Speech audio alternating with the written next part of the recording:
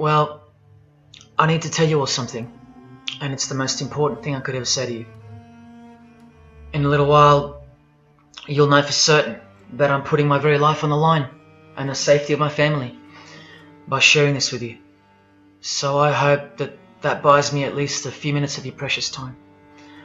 If this video is taken down, it wasn't taken down by me, alright?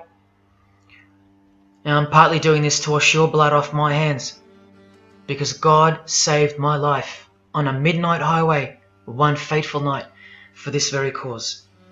And He's watching, as He clearly proved that night. See, I should be dead. My sleeping driver was hurling us toward a concrete wall at 100 kilometers an hour when an angel of God was sent to wake me up from a deep sleep with just a whisper, and just in time. And for what? Not so I could win X Factor or buy that dream Porsche or marry that dream girl, but for this, for these words, for this moment, so I can tell you something, so I can warn you about something. Nothing could be more important than this. So cancel that movie you wanted to watch, skip that gym session. Don't scroll down to the next post. Just stay with me. Stay with me. Now, don't worry about the quality of the video or the audio. Just focus on the content. Listen to my voice and trust your eyes. Most of you won't care for the shocking thing I'm about to expose to you, because no one cares. No one cares. Not my exes, former friends, former bandmates, work colleagues, parents, family members, strangers. No one cares. But still, I'm doing all this for one person. One single human being out there. God is calling you, and He's looking for the last ones before the storm. And if you think you know where I'm going with this, please keep watching, because the most important part of this video comes at the end. Now, everything you're about to hear is a fact, and I'll prove it to you. I will leave no room for doubt. And nothing can stop what's coming. So this isn't a call for an uprising, boycott, protest. No. The Titanic is sinking, and it's unstoppable. All I'm going to do is point you to the life raft. And if you want to ignore me, then fine, proceed at your own peril. God knows I've tried. If you want to mock me, then at least share the video. Let others mock me too. Tell your friends. Check this freak out. Anything to help me reach someone who has eyes to see and ears to hear. And like I said, in a few minutes, you'll know why my well-being is in danger, and that of my loved ones too. Now let me ask you something real quick. Who do you think, generally speaking, runs the world? What type of people are the leaders of our countries and corporations, and the rich and the famous too? I mean, like, are they Christians? Do Christians run the world? Well, no, of course not. Buddhists? No. Do Muslims run the world? No. What about atheists? It's got to be atheists, right? Because we've come such a long way as a society, and atheism is the rational state of mind for the modern type of person, right? No. What about a mixture of people? Different types of people run the world. Let me tell you something. All the leaders from Africa to Europe to the Middle East, Israel, Syria, Iran, all the way to the Americas, all these people, and we'll get to the celebrities in a second, they're not atheists, Buddhists, or Muslims. No. What if I told you that they all belong to the same religion? A secret religion. One that none of them are allowed to talk about. One that you should worry about, because it affects you beyond belief in ways that you never imagined. Before I tell you what this worldwide secret religion thinks of you and plans to do to you, let me tell you what this religion is. And how do I know about this religion? Because I used to belong to it. And today I'm renouncing it publicly, breaking my oath of silence, which they imposed upon me and every single other member during ceremonies under the penalty of death. That's why my life is in danger. Every person you're about to see has taken the same oath as I did, over and over, no matter where on earth they're from, including Scott Morrison, your Prime Minister and mine. But see, I was plucked from it, saved from its camouflaged clamps, from its extravagant deception and its spiritual corpse, by none other than God Almighty. No one else is going to tell you this.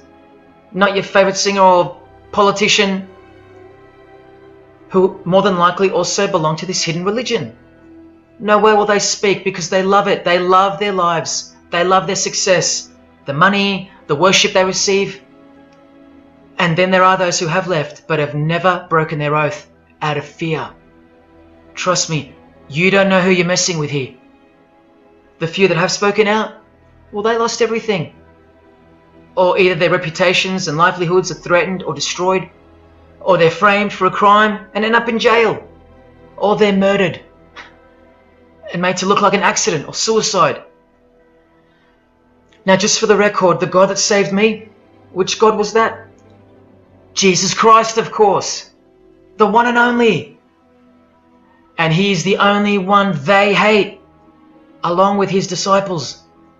So I'm invincible until He's done with me. That's why I don't fear Him.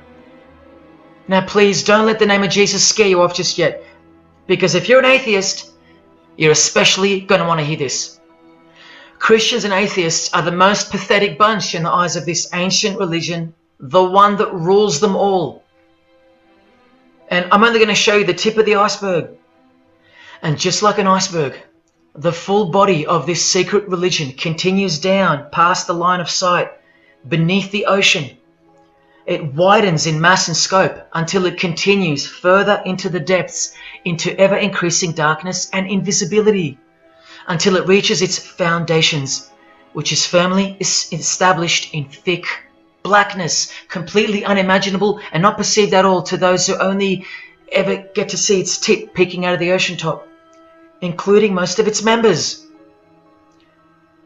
At least 75%, 80%. And unless you're a member of this religion and this secret society, as they call it, you won't be granted access to the world stage or of a position of influence.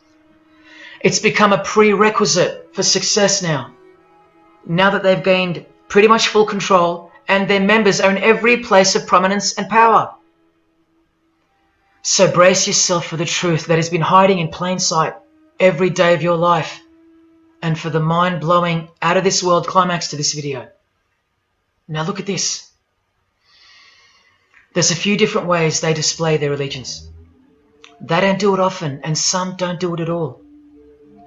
But most of them can't help themselves, because when they do it in public, it's a hidden statement, and that statement gives them a lot of satisfaction. The celebrities usually cover one eye, or hide it in some way, and obscure it, or emphasize it like this. Or they close one eye, or peek through it, through this hand gesture, all to highlight one single eye. It's called the all-seeing eye. Other times they'll just display a drawn eye somewhere, or a tattoo of it. The other method they use is what's commonly known as the hidden hand. Here, for example, River Phoenix is doing both the hidden hand and the all-seeing eye, so you can see the direct connection between the two. But in the political world, usually it's done with the hidden hand, and of course, this. That's a secret handshake for the members of this secret one-eyed religion. We'll start with Scott Morrison here, hidden in plain sight as usual, for everyone to not see as usual. Look at the handshake. I was taught this very handshake, or grip as they call it, during my time in this great school of deception. Here's a picture of a normal handshake, and here's the secret handshake. Normal, secret. Now here's Scott Morrison with Daniel Andrews. Normal handshake, secret handshake. All of them are sworn to secrecy under the penalty of death. And remember, I'll prove it to you very soon. Here's former Prime Minister John Howard giving the secret handshake, and Kevin Rudd bowing down to this bloke in front of Julia Gillard. all of whom are members of the religion. And Tony Abbott, you'll see in a second, and he's Julia again. Now, I once heard Julia being asked in a brief interview on TV while she was the Prime Minister. The interviewer asked her, "What religion are you?" My ears pricked up as I was eating breakfast and I froze to hear the answer. And she actually said, with a sinister smirk, "I'm a member of a secret society. Next question, please." And what happened? Nothing. No one cared. No one cared that the person who represents them just confessed that she's a member of a secret society, when the Australian society is at large the only society that should matter. And why is it a secret in the first place? I'll show you. Very soon you'll know their beliefs, and you'll know their master plan, and you'll know why they take such extreme precautions with such hideous oaths of silence under the unbelievable penalties, including death, to stay hidden from the public. So what's the name of this religion? Well, I'll tell you right now. But keep in mind, the magic word you're about to hear only hides the true religion inside of itself. That's how it's secretly flourished to spread like a cancer around the world. It's a religion within a fraternity. The name of the international fraternity, the one that camouflages, conceals, and cloaks the secret religion inside it, is this: Freemasonry. This is their official symbol, the square and compass. Sometimes with a G in the middle, and sometimes with the eye, the all-seeing eye. This is the same eye that these people are referring to. That's where it comes from. The eye is sometimes placed in a triangle, and that's where this comes from, the eye in the triangle. Here's Chris Angel doing it, standing also next to a mate with a square and compass shirt on. Not a coincidence. This is not something Jay-Z invented. This is the religion Jay-Z belongs to, and proudly, as you're about to see. The Freemasons also place the eye at the top of a pyramid, because the Egyptian pyramid is integral to their secret system. Here it is on Chris Angel's shirt and Madonna's jacket. That's a Masonic symbol. The Freemasons are sometimes called the Masons for short. It'll all come together and make sense really soon. Here it is hidden in plain sight at the Australian MTV Awards. And this is the MTV headquarters, by the way. Trust me, there's no doubting this. Here's the same eye in a pyramid on a Crowded House logo. Yes, initiated Freemasons. Here's the eye on the Harbour Bridge for a New Year's Eve gig. And I wonder what that eye could be referring to. So what's the connection? The religion is the connection. The secret religion. And you'll see. Prepare yourself for an incredible revelation and the amazing climax that comes at the end of this video. Now this is where the Freemasons are counting on you to lose interest, or roll your eyes and move on. Because in their beliefs, the uninitiated, meaning you, are ignorant and stupid compared to them. You're technically called the vulgar and the profane. Please prove them wrong. Prove them wrong. And stay with me just a little longer. Now the secret identity of this one eye lies in the heart of this religion that lives, breathes, feeds and grows deep inside of Freemasonry. And Freemasonry camouflages it very successfully. So it goes undetected and undisturbed until it ultimately fulfills a thing called the Great Work. That's what they call it. And they will succeed very shortly. Nothing can stop it now. And I think some of you can sense that something's coming. And who do we trust more than anyone in the world right now? This bloke. And there he is, giving the sign of the hidden hand in front of the whole world. The hidden hand sign is technically called the sign of the Master of the Second Veil in Freemasonry. Veil, get it? Meaning hidden. Now, am I saying that this thing that's happening in the world isn't real? No. I'm saying this. Spoken like a true Freemason. And you remember this guy? A safe place and a dangerous place. We must treat this new world order, this new world of COVID, we must treat this new world of COVID even in our own homes. So what is this New World Order that he accidentally mentioned? It's common language in Freemasonry, and it has been for a long time. For at least this long. Since the US $1 bill. Hidden in plain sight, complete with the pyramid in the eye. It's the ultimate goal of this religion. And I'll show you what the great work is, at any cost. And Australia, like every other country, is now up to its neck in this pyramidal, one-eyed, occult religion. You think there's nothing hidden on our own money? What about this shadow of a bloke? Who's he hiding in the background? Well, these numbers right here will tell you. And I'll show you that too. Did you know there's a giant pyramid in Australia? You want to see it? Sitting right at the centre of Australian power? Look closely, because you'll miss it. Because that's the way they designed it. There it is. Hang on. Do you see it yet? And what about now? That is the frame of an Egyptian pyramid, which we can now firmly call a Masonic pyramid, complete with a missing capstone. And if you're still in doubt that you're looking at a pyramid, there you go. A perfect to-scale pyramid hiding out of sight inside the giant frame that surrounds it.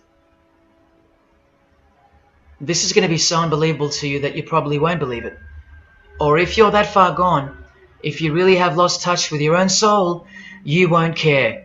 And you'll miss the opportunity to have your own eyes open first to the worst news and then to the best news you could ever wish for on this godforsaken planet in which you're destined to lose everything you have and everything you love until eventually you lose yourself.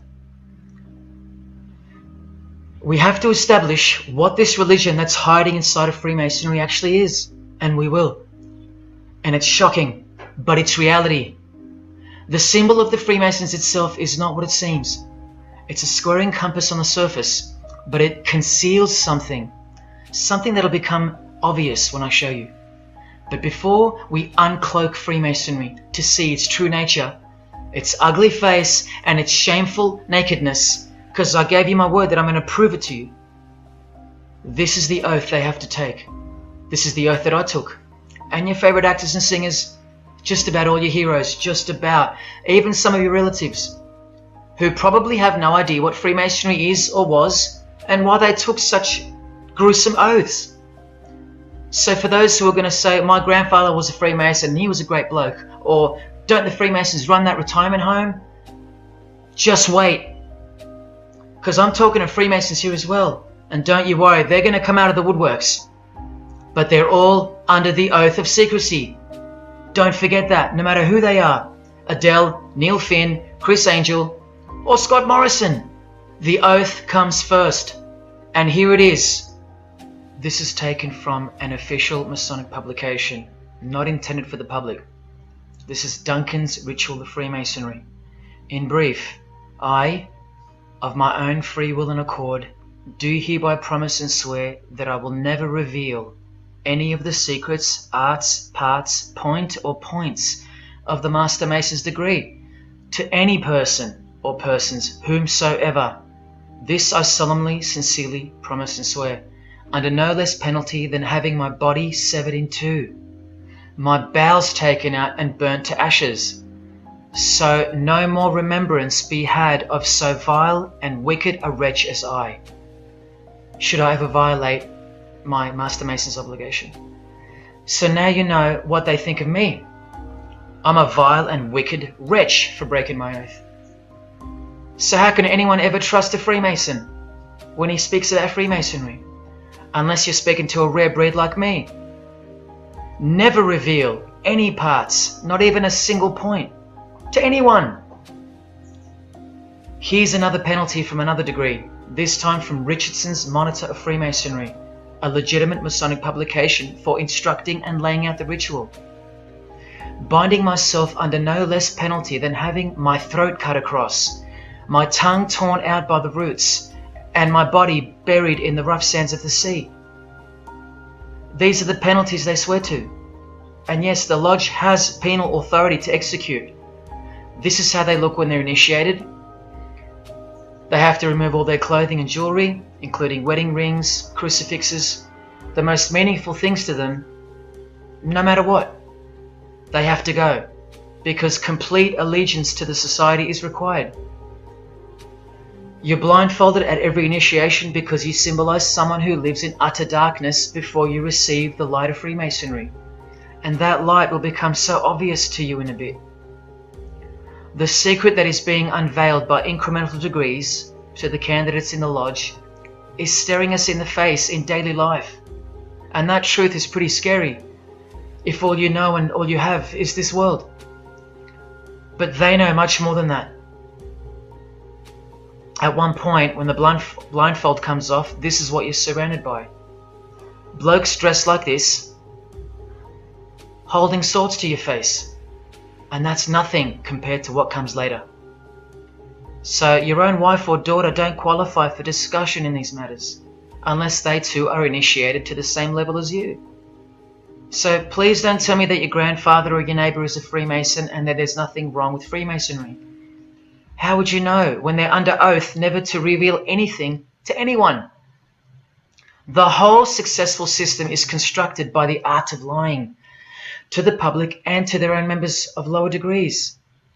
And we trust these people. Now here are the illustrations for the signs and handshakes. And you only receive them after the oath has been taken. This is the sign you do upon entering and exiting the ritual room while facing the Grand Master. It stands for throat slit, and it goes like this. A continual reminder of where you are and what awaits you if you have a change of heart or rebellious spirit. And here you have the illustrations of the secret handshakes. Look familiar? And this is the sign of the Master of the Second Veil. See? Purely Masonic. You don't pick this stuff up off the street. Now this is how it's generally executed in the public arena.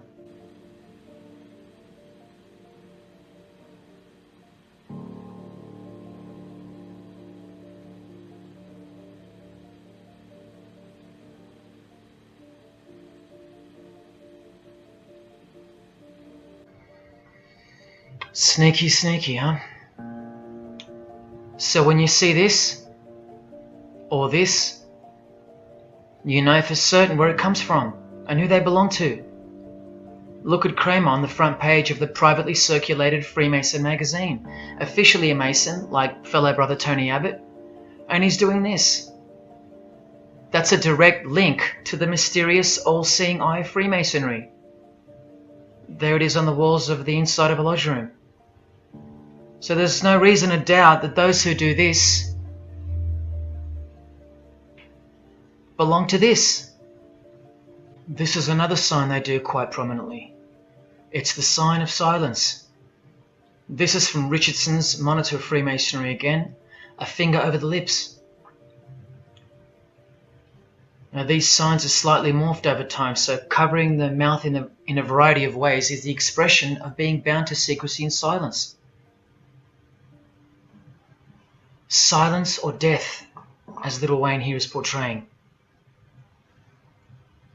Here's the oath of a second-degree Freemason on page 21 of Richardson's Monitor of Freemasonry. Binding myself under no less penalty than having my left breast torn open and my heart and vitals taken out, thrown over my left shoulder, should I willfully transgress any part of this my solemn oath. In this degree, the penalty is to have your whole body dissected, bowels removed and heart cut into pieces and thrown into a field where you are eaten by animals, all to protect the secret religion of the rich, powerful and famous. In the Knights Templar degree, the penalty is to have your head cut off. Listen to this penalty. And this one has happened throughout history more than any other, because it works so well without having to resort to death or the threat of death, and it's easier to execute. Now this applies to all areas of industry. It's done through the ruining of your reputation by fellow Freemasons, pointing him out to the world as an unworthy vagabond, by opposing his interests, making life very hard for you, by deranging his business, by transferring his character wherever he may go, and by exposing him to the contempt of the whole fraternity, the secret society, and the world. Wow! How many people do you think they've threatened, ruined, framed, cheated, and utterly destroyed to protect their secret religion? And in case you think the Masonic Lodge hasn't got the authority over the initiates, especially the ones in the higher degrees, this is from the Encyclopedia of Freemasonry. Under mandate, the orders and decrees of the Grand Master or of a Grand Lodge are called mandates, and implicit obedience to them is a Masonic obligation. And in Sickles' Monitor of Freemasonry, you plainly see they have a right to kill. A lodge has a right to exercise penal authority over its members. Exercise the penalties. So don't let a Mason tell you, oh no, that's just symbolic, the oath. Their laws are above the law of the land, and the proof are the oaths themselves. Because in normal society, you can't ask someone to accept having their throat slit as a penalty in order to be a member of any club or workplace. Unheard of. But not in Freemasonry, not in the secret society world. I told you, you don't know who you're dealing with and what's coming for us all. Here's what they think of the public. Here in speaking to the candidate, it's stated, but have a care not to defile the sanctuary by a spirit of curiosity, meaning don't try to join us just for fun. And take care not to increase the number of the vulgar and profane, meaning don't invite too many outsiders to join because they're vulgar and they're profane. This is more or less an invitation-only fraternity. Here from the Encyclopedia of Freemasonry again, written for Masons only and written by 33rd degree Masonic legend Albert Mackey, stating the same thing. Masonic definition of profane: one who is ignorant of the sacred rites of Freemasonry, one who is not allowed to enter the temple and behold the mysteries, and here, being uninitiated. That's the world at large. And here from this old ritual book written by the same legendary author, in the 33rd degree initiation, the Mason drinks wine from a human skull, which has been the cause for a few to leave Masonry, because they wonder, whose skull is this? In the 30th degree, part of the ritual involves stabbing skulls. Illustrated right here. The process of submitting the member further and further involves things like this. See, the candidate who's seeking admission into the next degree to receive more light has to be humiliated and intimidated. This guy here has his foot on the candidate's head. This is what our celebrities and politicians and the most prominent members of our society have done and continue to do. No one is exempt from this. And this is the intimidating and frightening path that you must take that binds you to the secret society before you are revealed the true beliefs of the religion. So can you see the risks I'm taking? You have to stay till the end. Don't let me down. Don't let yourself down or your fellow man. Believe me, it'll be worth it. Now here's one of the 3 greatest Freemasons of all time, who actually helped construct the 33 degrees or rituals of modern Freemasonry, Albert Pike. A hideous man with a deeply complicated mind, and one who will soon help you to see who they really are. This is how important he is to Freemasonry. He's buried here, in the House of the Temple, a Washington Masonic Lodge, just around the corner from the White House. He was called the Grand Commander Sovereign Pontiff of Universal Freemasonry, a giant of this secret society, the only Confederate general who has his own statue. And who were the Confederates? The dudes that fought for slavery, not against it, defeated by Abraham Lincoln, who was surrounded by these Freemasons, and who was assassinated by this one, John Wilkes Booth. doing the same sign of the Master of the Second Veil.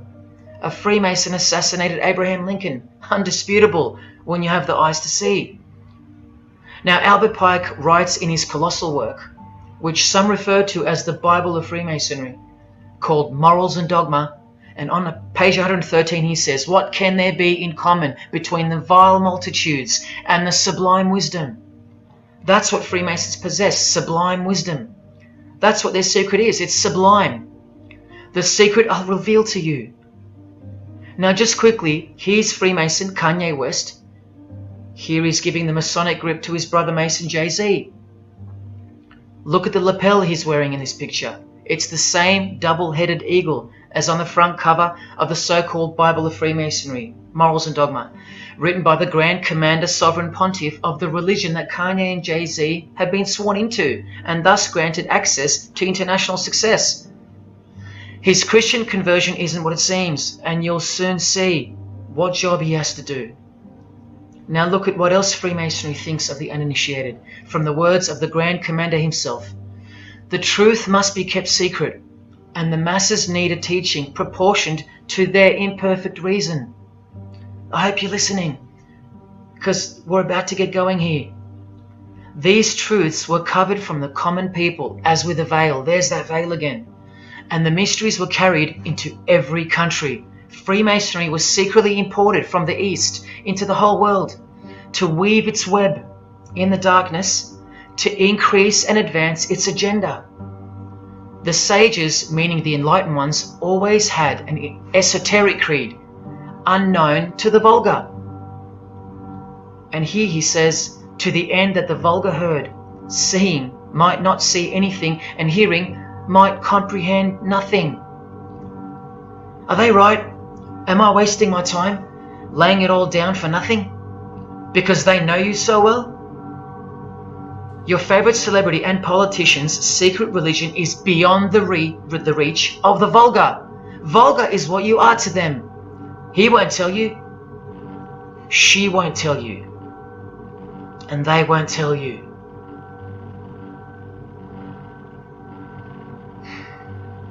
Because the other obscene penalties from the rituals of Freemasonry include having your ear and hand chopped off, or both hands, being hung in your own home, and my personal favourite, having the top of your skull cut off so your brain is cooked in the sun.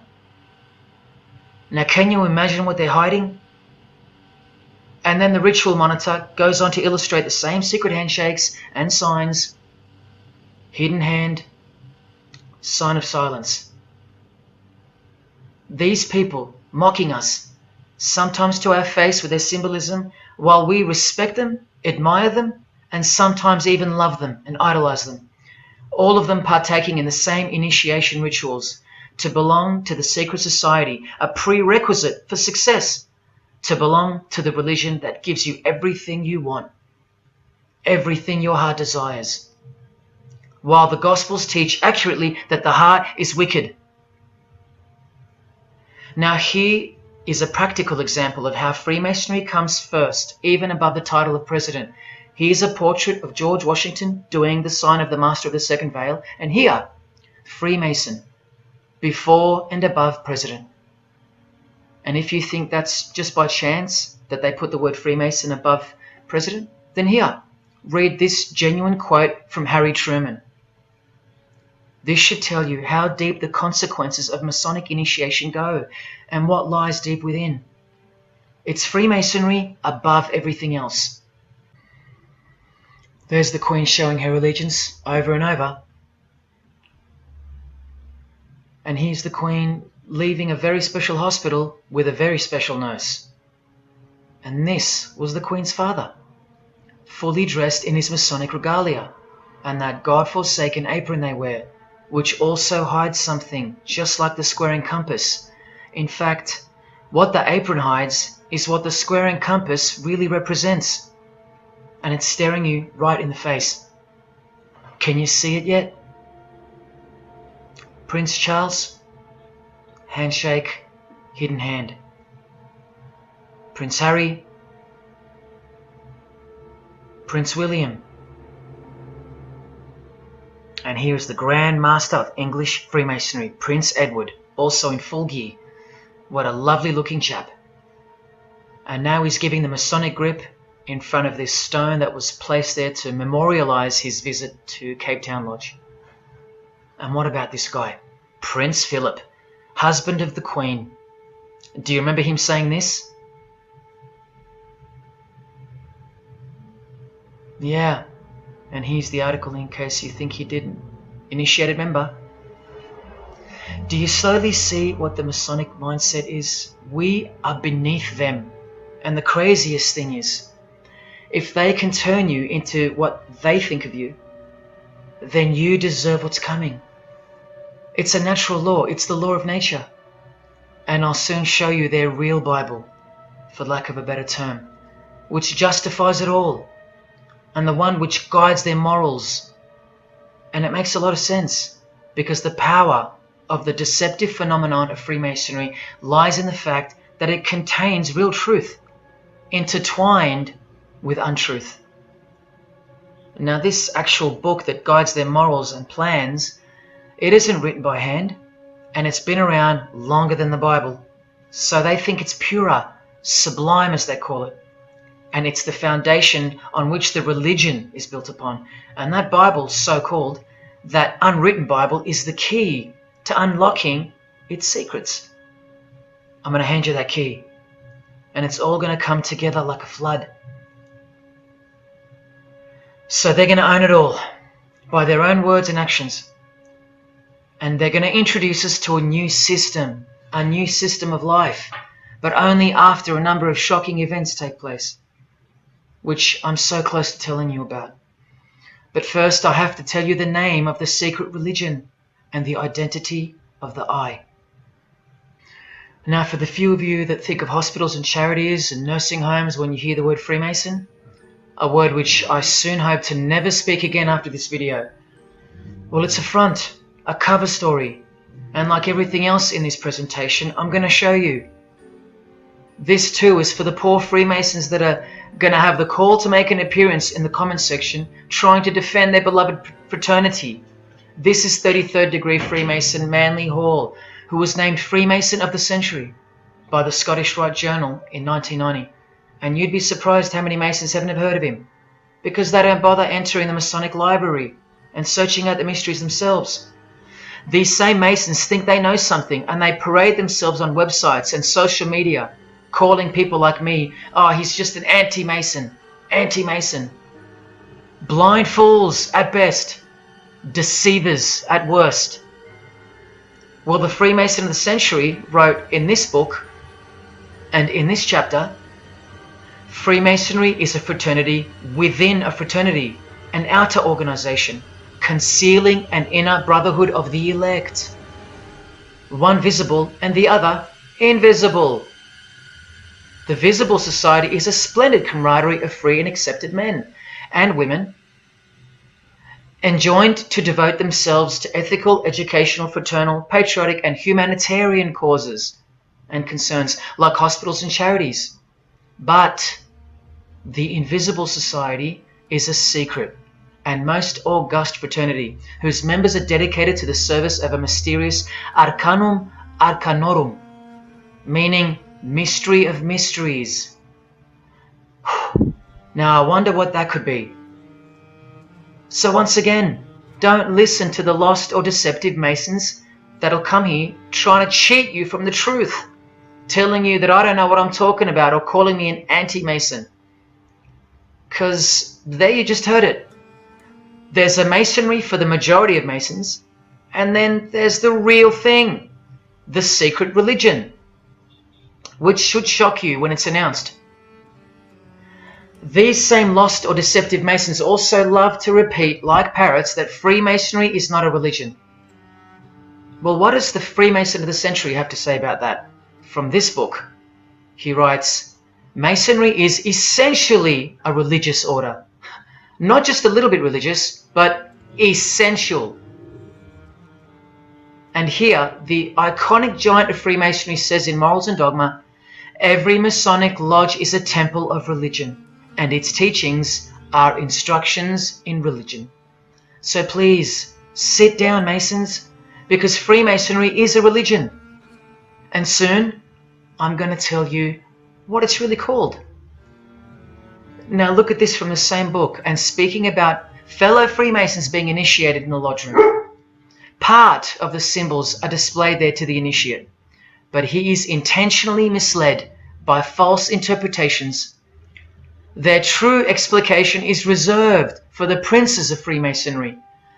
The whole body of the royal art, which you'll know all about soon, was hidden so carefully in the higher degrees. So you see, the whole thing is built on lies, and the ultimate liar lives inside the triangle above the pyramid, so that even the highest Masons are living a monstrous lie. Wake up, Masons, even you are deceived, just as the public is, unless of course you're hungry enough to want to acquire all the power and climb up that pyramid closer to the eye that sees all. In that case, close your mouth, go back to your lodge, and good luck to you. Or of course, be honest. But then you can't, right? Because you'd be breaking your oath. Sad. Oh, it's good to be free, under the wing of the true master. Stick around if you're interested, and you'll get to see some wonder. When I pull that cloak called Freemasonry right off, and those that are still here watching will get to see the true colours of the nakedness and the horror of the Masonic Lodge, and the religion that rules them all. Another thing that Masons will repeatedly say is that this has nothing to do with Freemasonry, and it's just a conspiracy theory. Well, the 33rd degree Freemason of the century also wrote this book about 100 years ago, The Secret Destiny of America, and look at the front cover. And I'll tell you why America is so important for the ultimate goal of the secret society. It's disturbing, but it's also essential in understanding the near future and what's going to take place. So for the Freemasons that still say that this is not a Masonic design, especially this Masonic website called Masonic Info, insisting here that even the eye in the triangle or pyramid is not Masonic. Completely laughable and pure disinformation for the stupid masses. Try arguing against this. This is from a 1960 copy of the New Age magazine, an official organ of the Supreme Council of 33rd Degrees. No higher authority in the United States to speak of the relationship between Freemasonry and the US $1 bill. Masonic symbolism in a $1 bill. Look at them all. 13 leaves, 13 bars, 13 feathers, so on and so forth, and of course this, the Masonic all-seeing eye, located in the pyramid. So you think this is a conspiracy theory or just a plain conspiracy?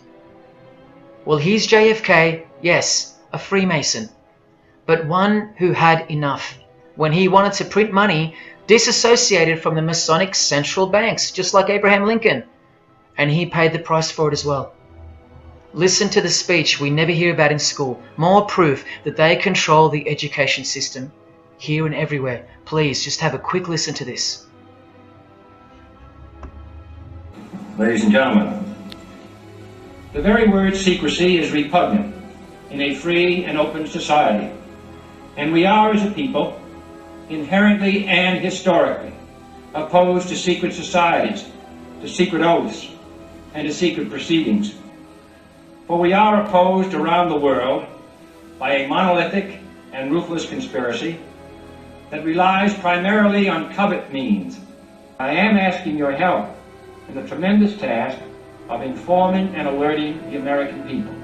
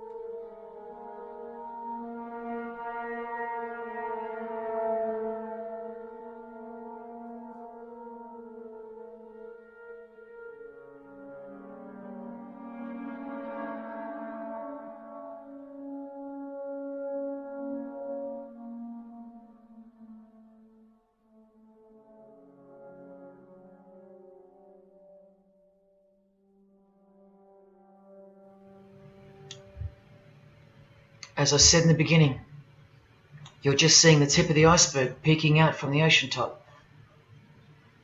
I told you, all personalities in the field of great influence are initiated members of Freemasonry. Otherwise they wouldn't be there.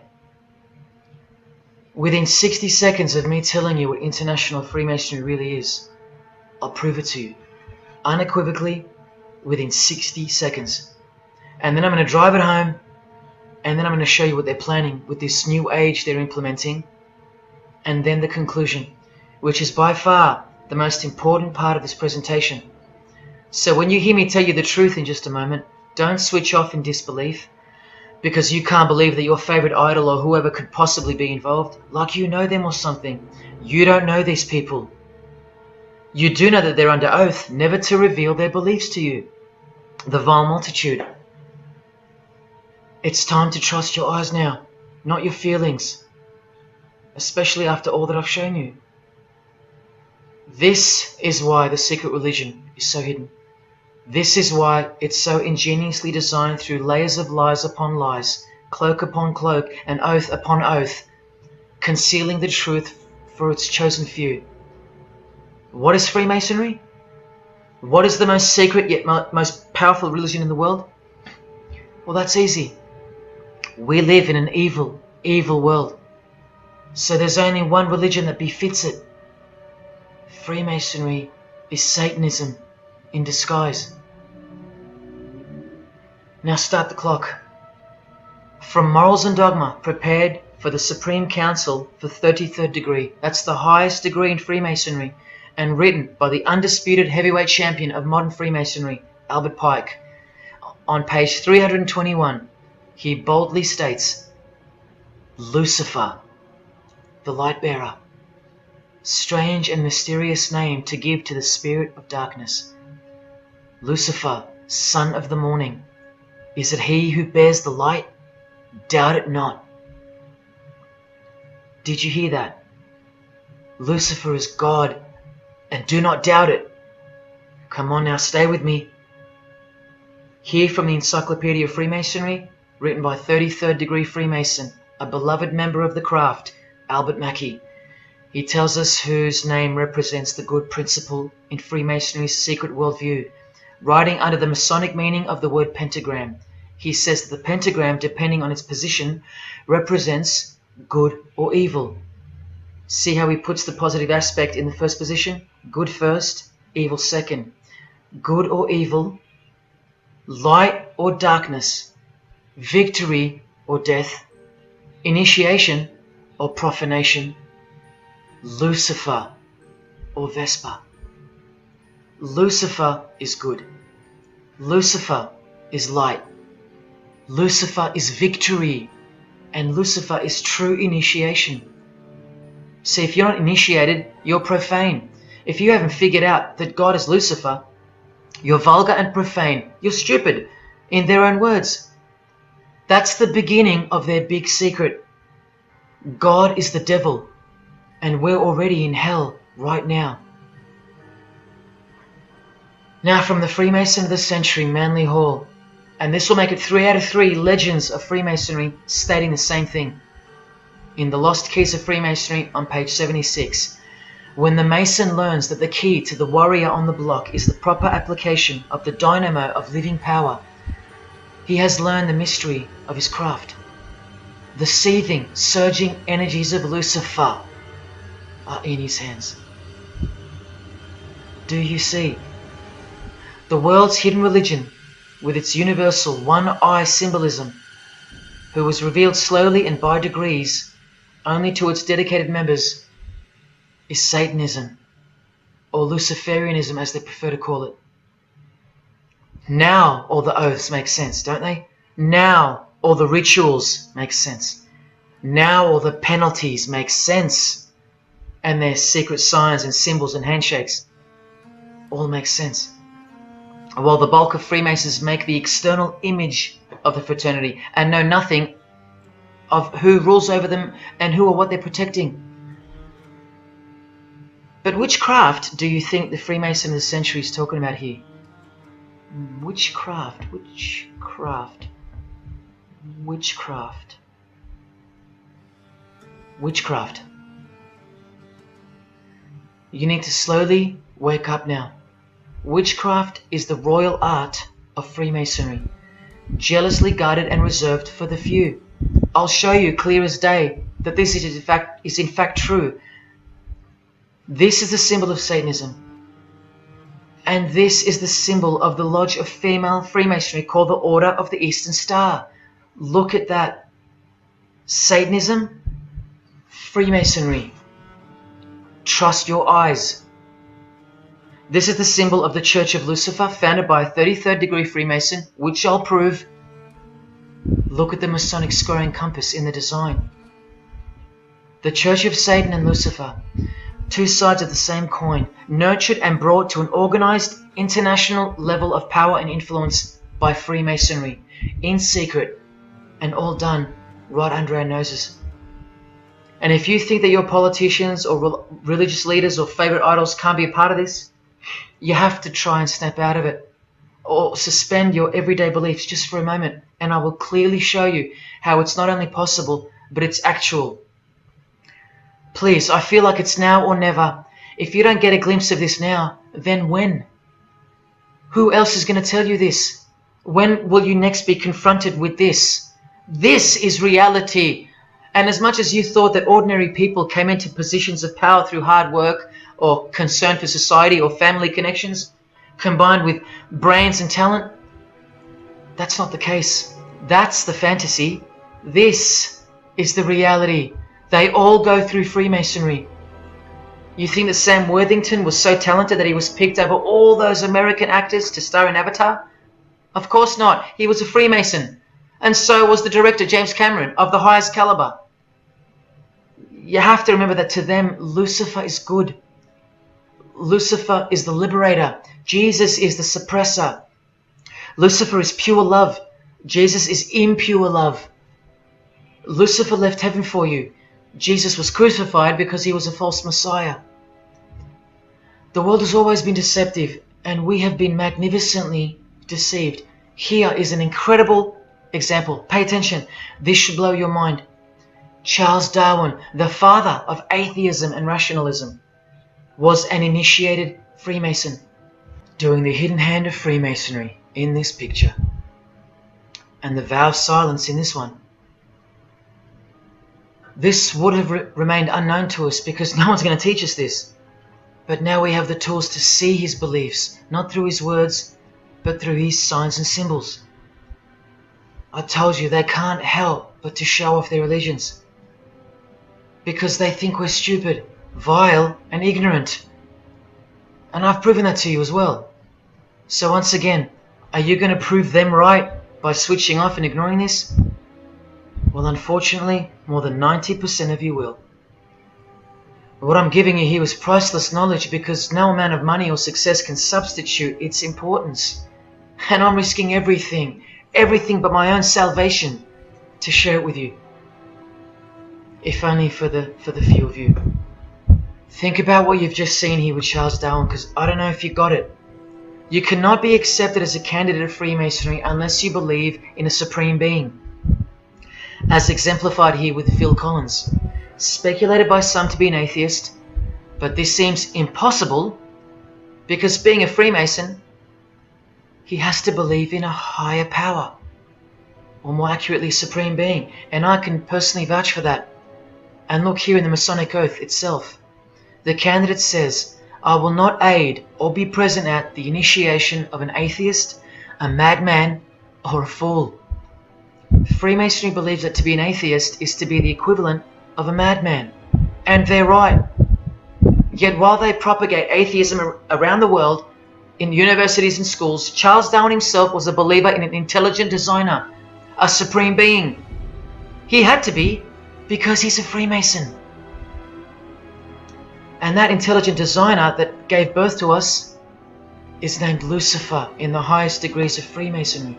See? Never tell. He lied to you, because that's what Freemasons do.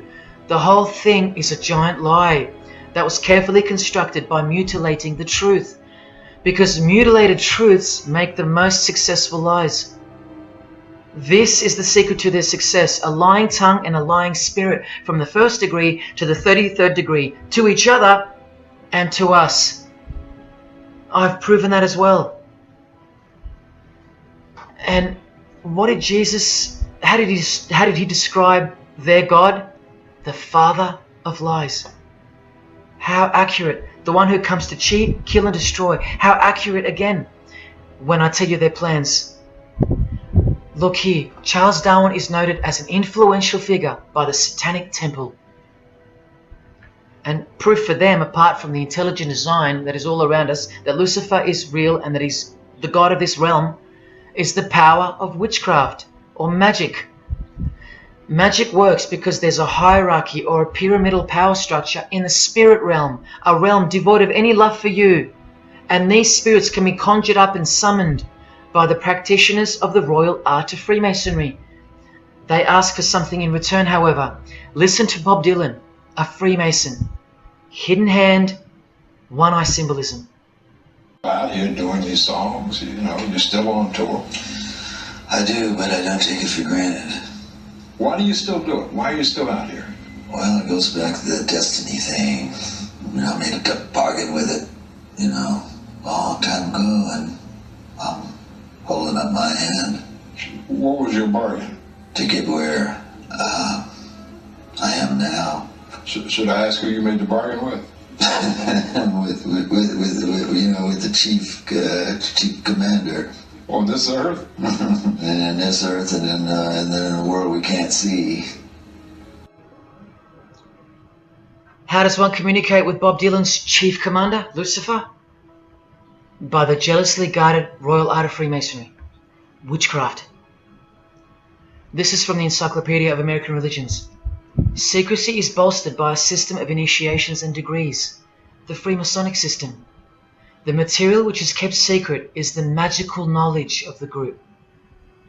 This knowledge may consist of rituals and powerful magical formulas. Do you think J.K. Rowling isn't a Luciferian? In this article, J.K. Rowling reveals the inspiration behind the Deathly Hallows symbol. And what is it?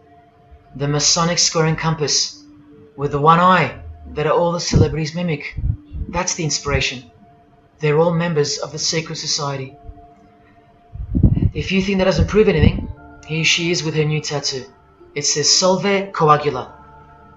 Also a song title by fellow Freemason Marilyn Manson. And where does it come from? Here, the Baphomet. The image of Lucifer as conceptualized by another Freemason, Eliphas Levi, in his book, The Doctrine of Transcendental Magic. This horrid thing, with breasts, a penis, and a goat's head with 2 horns, has these words written on its arms, Solve Coagula.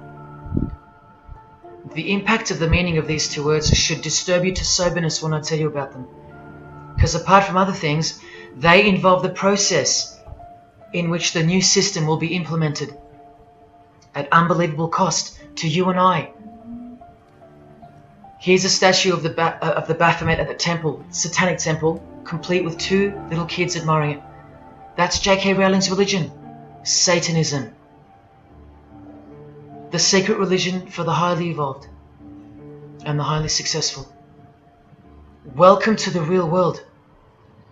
The same Masonic author writes in The Doctrine of Transcendental Magic, in the ceremonies practiced at reception by all secret societies, there are found indications of a doctrine which is everywhere carefully concealed, and that is witchcraft. And in his History of Magic, he tells us it is the royal art, and that's what Freemasonry calls it. And where did he get his inspiration for the Baphomet? From the Knights Templar, another secret society who were banned, and some of its members were executed in the 1300s for glorifying evil, as it's openly stated here in the Satanic Rituals. And where do modern day Knights Templars reside now? Within high degree of Freemasonry, right here. Again from the Encyclopedia, and listen to this. The continuing impact of speculative Freemasonry, which means modern day Freemasonry, provided fertile soil in which new magical orders could grow. Magical orders, meaning other branches of secret societies, of which Freemasonry is the umbrella. Because Freemasonry is the king of secret societies. Just like JFK tried to tell us, it's the prestigious channel that one must go through. And it is the reason that the oldest religion in the world has made a colossal comeback and is now on the brink of success. Which, as I said, nothing can stop now. And again from the encyclopedia, the groups wear ritual garb and meet in magical lodges. And where do Masons meet? In the Masonic Lodge. Like here with a magical pentagram on their checkered floorboard. Are you believing your eyes? Or are you making excuses? Here's another statue of the Baphomet at a Satanic temple doing the sign of the horned god Lucifer. The hand sign mimicking the horns on his head. And of course the upside down cross. And here's Barack Obama doing the same sign. And the sign of silence with a twist. Who do you think he's mocking here? You and I. But mainly Christians.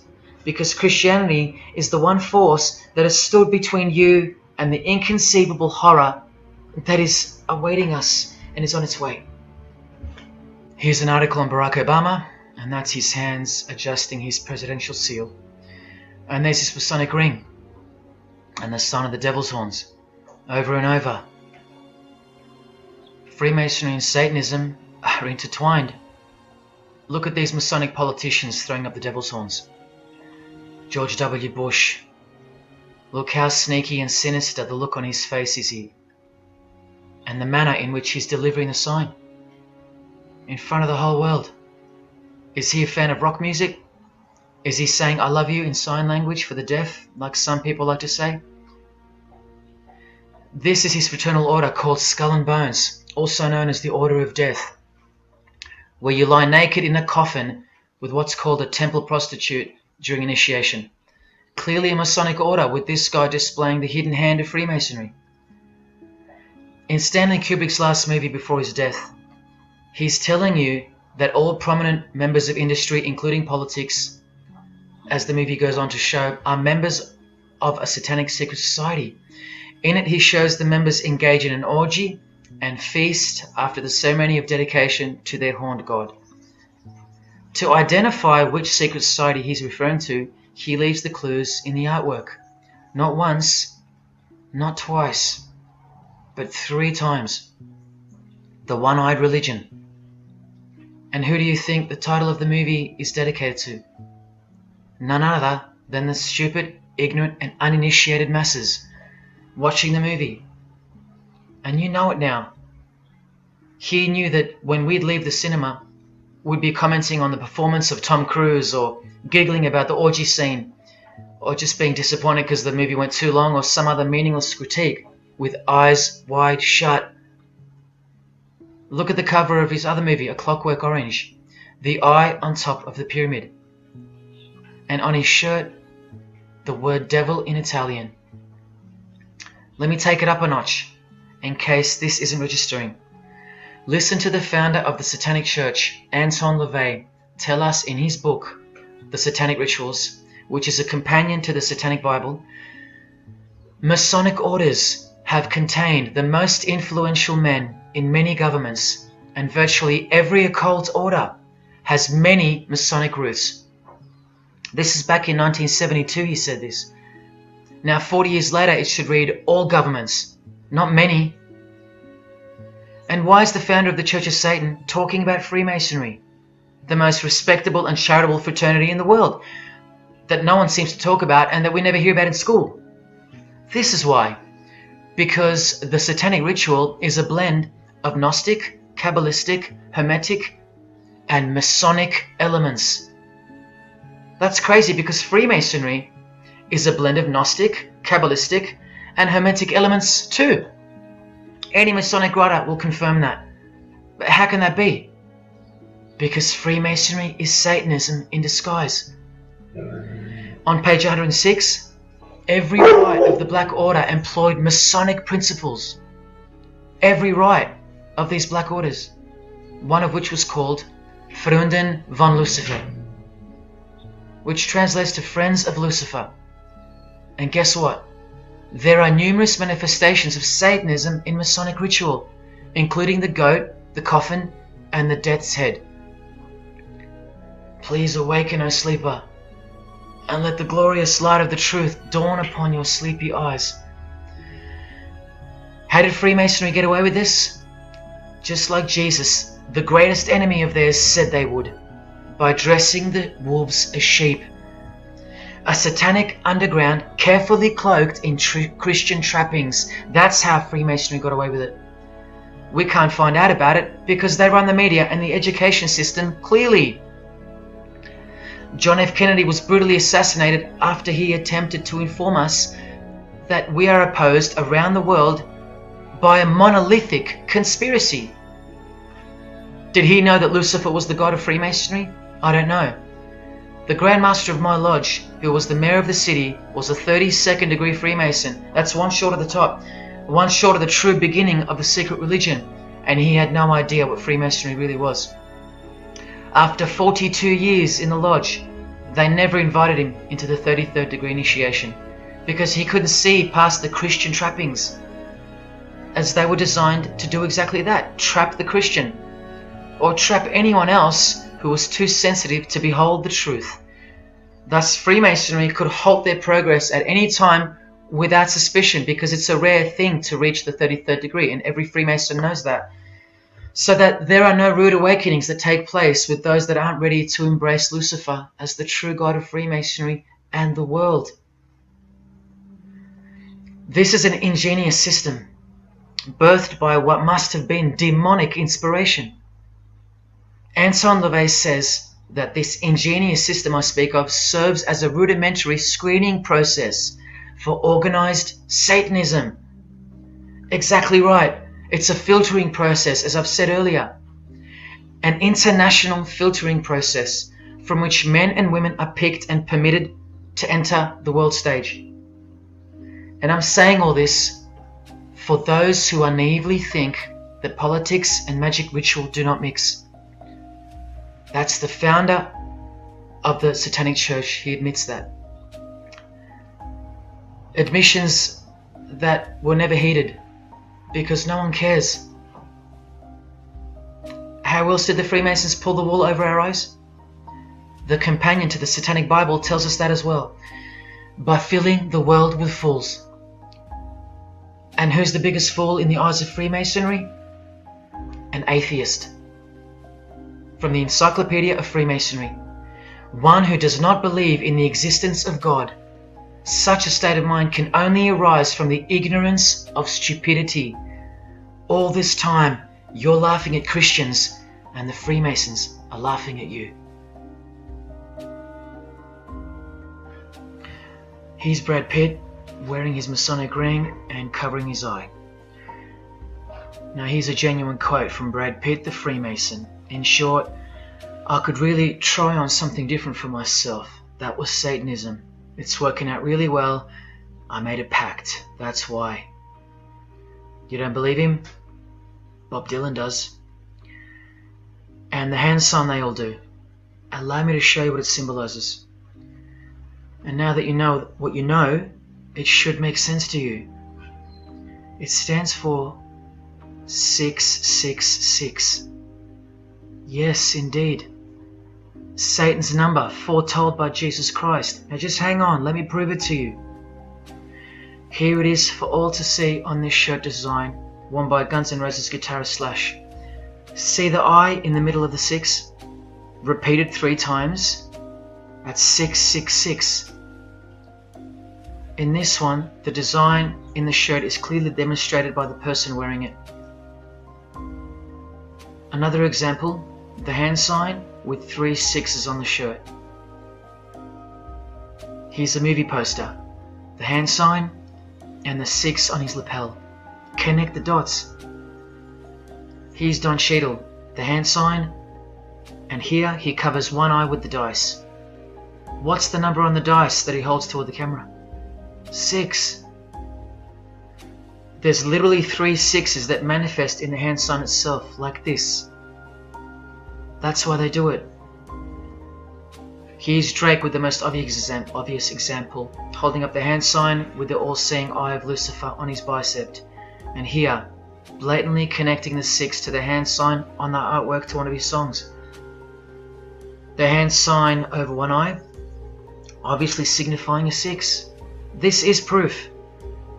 The number is mystical and it's grounded in reality, and it's related to sex rituals within witchcraft. You'll see, I'll show you. But if that's not enough, there. Drake is clearly intending that hand sign to be a way of communicating the number 666. A hater of Christianity and Jesus Christ. But I wonder why. He has everything he desires. Christians aren't suppressing him. He doesn't hate Buddha or Muhammad. None of them do. No. Jesus is who they hate. But they protect Freemasonry by communicating its presence in their lives, not by word, but by symbols and signs. Disciples of Lucifer. While you don't believe it, they take it very seriously, and they mock you by displaying it in your face. They know the truth. The chief commander, the one at the top of the pyramid, is Satan, the god of this world, just like Jesus told you who he is. Britney Spears doing the 666 over the eye, and look at this. The devil's horns while she wears the seal of the US $1 bill, designed by Freemasons. You know why now. You just have to stop denying it. Freemasonry is Satanism in disguise. This is how they tell you. Let's go to Britney's close friend, whom she tongue-kissed in front of the world, sexualized as these people are, and for all the girls out there to be inspired and corrupted by.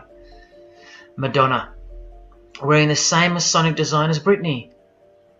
666 hand sign, the one eye symbolism, and the vow of silence. The vow of silence with her fellow practitioner of witchcraft. The Masonic eye in the triangle behind her, and now the upside down cross of Christ on her outfit. A member of the secret society who hates Jesus with a passion, as you can see here with Lucifer, the god of Freemasonry, giving her oral sex.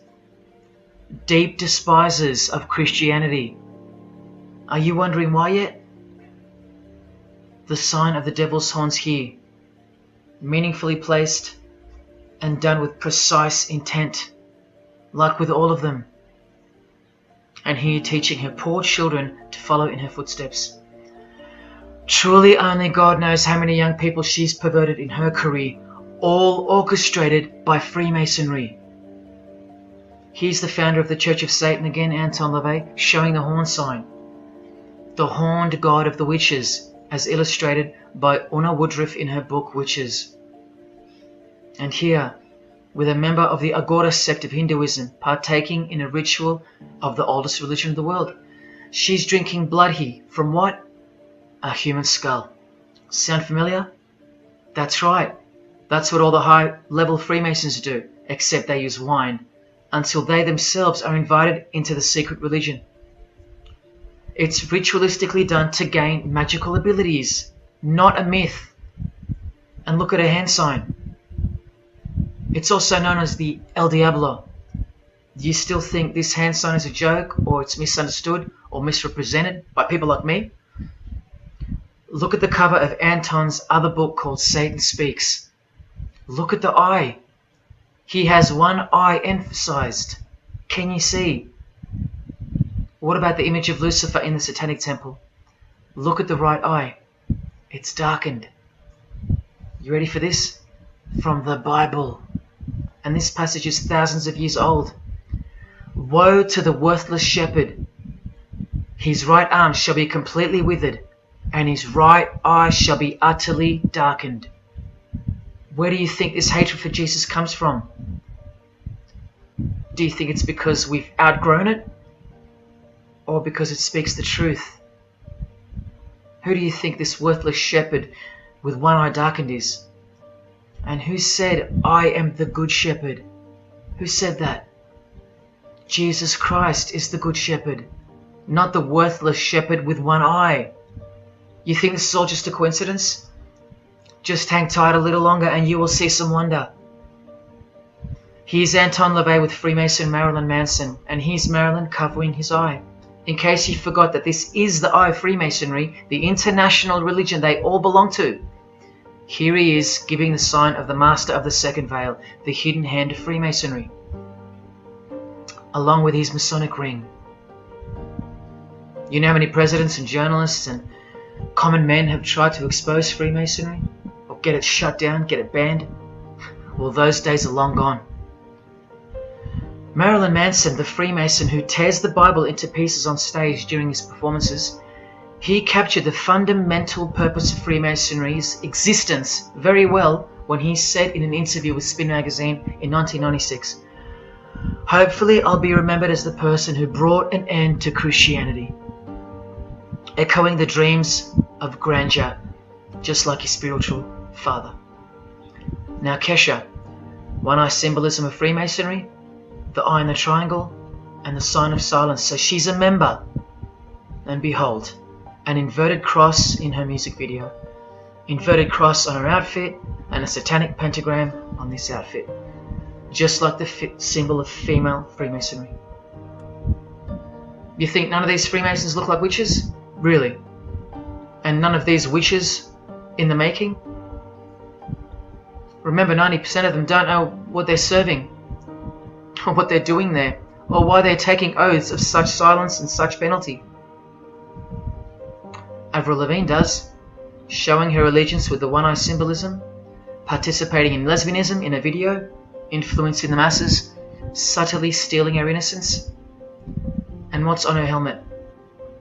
One eye. And doing the El Diablo with pentagrams at her concert. Anthony Bourdain with his one-eye symbolism. He was openly a hater of Christianity. And what kind of woman would suit a man like this? Well, a fellow member of the secret society who hates Christianity too, of course, Asia Argento. One-eye symbolism, again and again. The sign of Lucifer's horns, and this pose of his image. Remember the Baphomet. There's Asia mimicking its pose, complete with the finger position. Creatures with breasts and an erect penis and a goat's head. You know, things you find normal now, thanks to international Freemasonry, normalizing evil and filth through multiple levels of and avenues of propaganda and influence, including television, movies, music videos, schools, education, through legislation, through passing of laws to protect the evil nature, and of course through your favorite idols. Chris Hemsworth, just your everyday good Aussie bloke? I'm afraid not.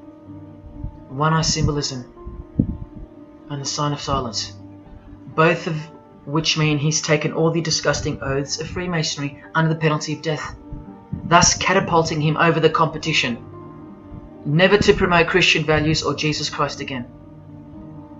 The 666 hand sign, and now, see how the hand symbol makes sense? Amber Heard, who was married to this Freemason, who's best friends with this Freemason. I told you they only date, marry and associate with their secret society.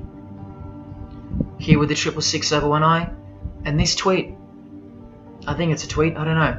Look at the one eye closed, darkened if you will, and identifying its meaning with the devil's hand symbol. Of course, she camouflages the whole thing with her misdirecting words for the dumb masses. But we can see through that now, right? Oh, look, it's Elon Musk replying. He's a fan of Amber Heard. Or is there more to it? Good sign, he says. The sign of the devil's horns. The fertility god. The sex god. That's what he's referring to. Why on earth would he point that out? You know why. But to be sure, let's go to his wife or girlfriend, Grimes. One eye. And whose eye is it? You know that too now. The god of this world, who hates Jesus Christ just like she does. 2 inverted crosses of Christ and the pentagram. And what about Elon's mother? Of course, all members of the secret society. Most of us who never even knew it existed.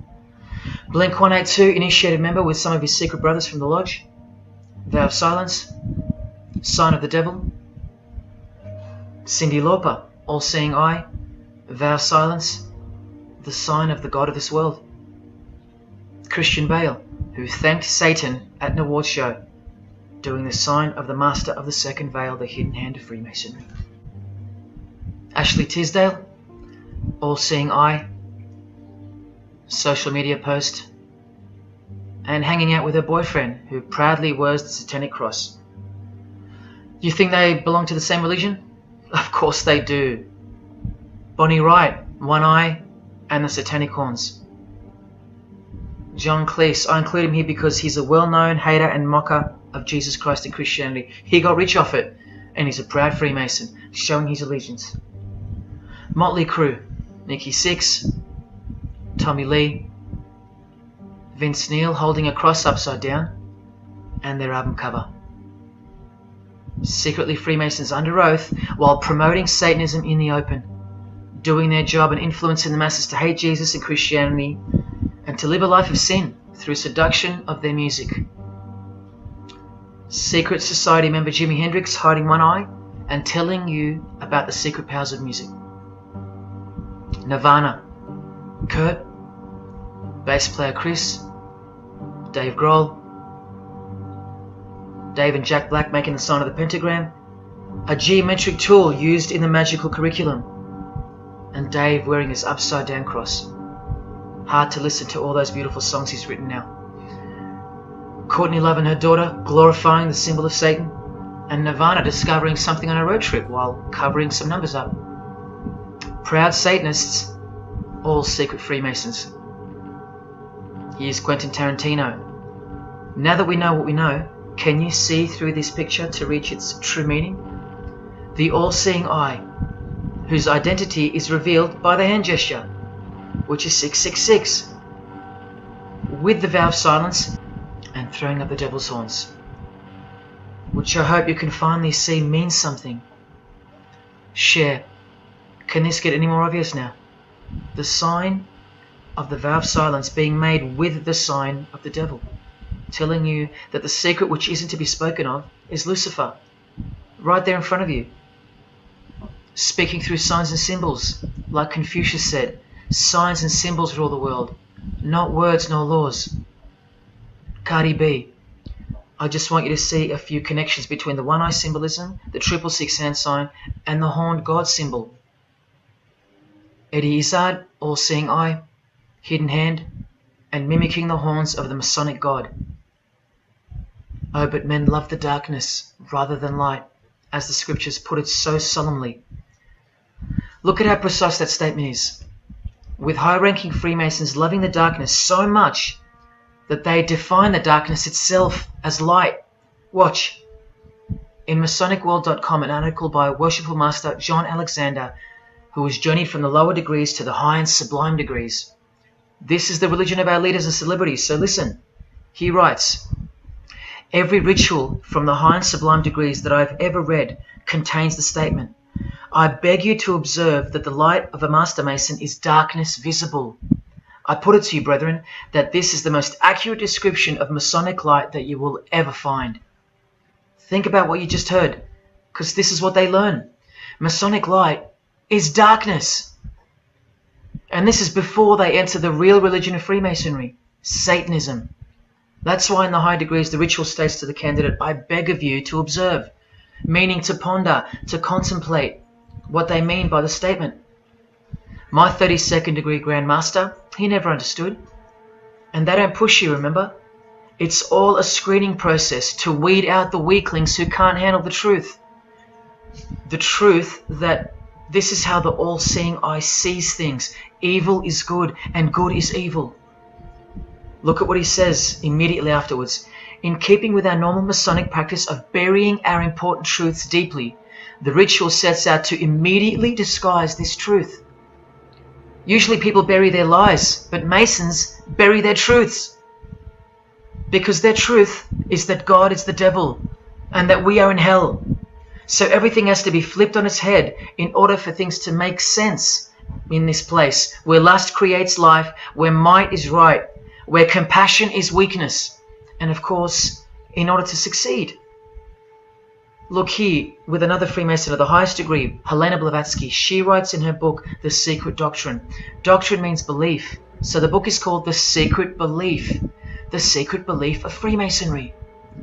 She says, the sons of God, of whom Satan was one, all those spiritual beings were called angels of darkness, because that darkness is absolute light. Do you see how far they go to protect and glorify the darkness? Because men love darkness rather than light. If these were just randoms next door or some minor cult, I wouldn't be telling you about them, and I really wouldn't care this much. But these are not randoms. These are our heroes. These are those who have crept into the power structure very slowly since 1717, when the first Masonic Grand Lodge was organized, to overthrow Christianity and the world. These are those who we admire, trust. And these are those who have perverted our culture with one hand, the hidden hand, while upholding it with the other hand. So you can never call them out, because they run charities, nursing homes, and children's hospitals in the open, while they propagate smut, violence, debt, and of course atheism in secret. While a plethora of everyday distractions are endlessly supplied to us through entertainment and news, plowing through our lives. That's political Freemasonry, politicizing everything, including entertainment, supplying you with their heroes and their idols. And now that 95% of the world have been spiritually disarmed by thinking, oh, the world is a good place and Jesus is a myth, they've rigged our infrastructure and they're about to bring it down so they can build up their new world from the ashes. A completely new system of life on this planet is coming. I promise you that. In a book called Satan's Master Plan, LaVey affirms his commitment to destroy Christianity. Now check out Anton LaVey, once again in perfect parallel with Freemasonry, stating in the Satanic Bible, waiting at the darkness visible for that bright and morning star. Bright and morning star being a reference to Lucifer. The exact same expression as the Freemason and worshipful master John Alexander that we just heard describing Masonic light. Darkness visible. Identical language. Because Freemasonry is Satanism in disguise. This is what the initiated queen of Freemasonry, Helena Blavatsky, says of the bulk of Freemasons in her book.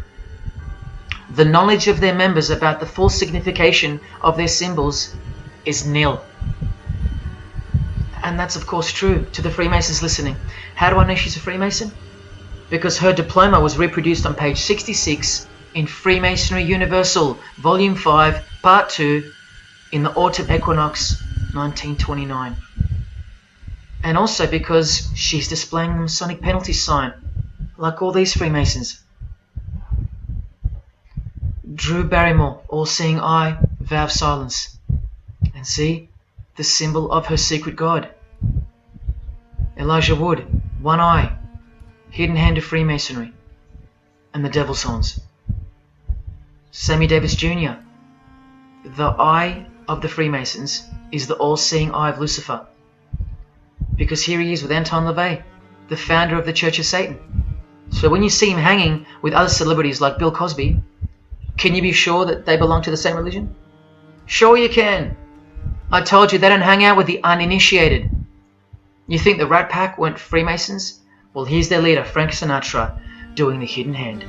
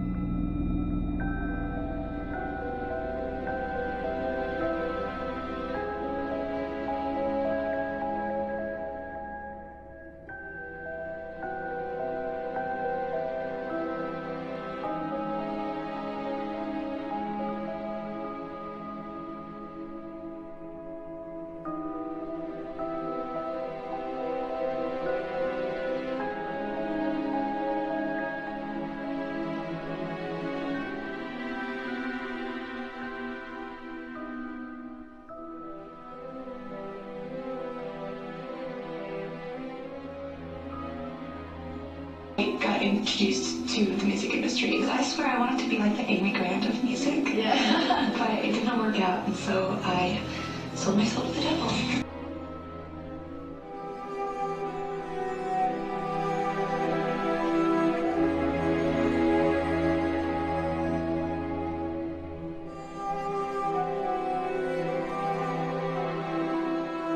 On that, have you considered maybe doing more acting? I only had a few lines. It was fantastic, but I can't really tell you anything else. It was. Sure you can. I know, I can't. It's very secretive. It's a very secret society.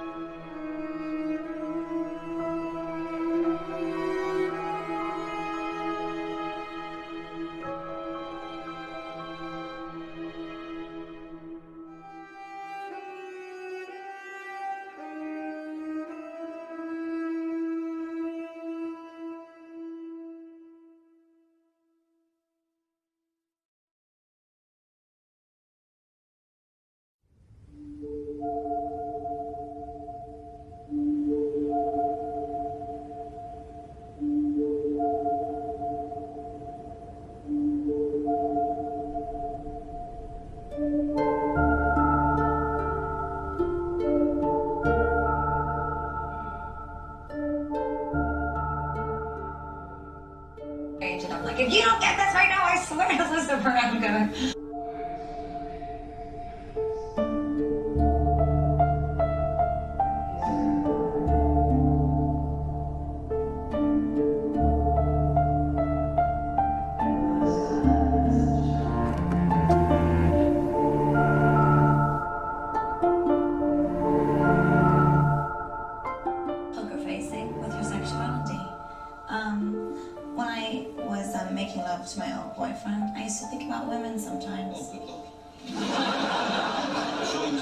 He told me. Oh, good Lord. I'm sure he was the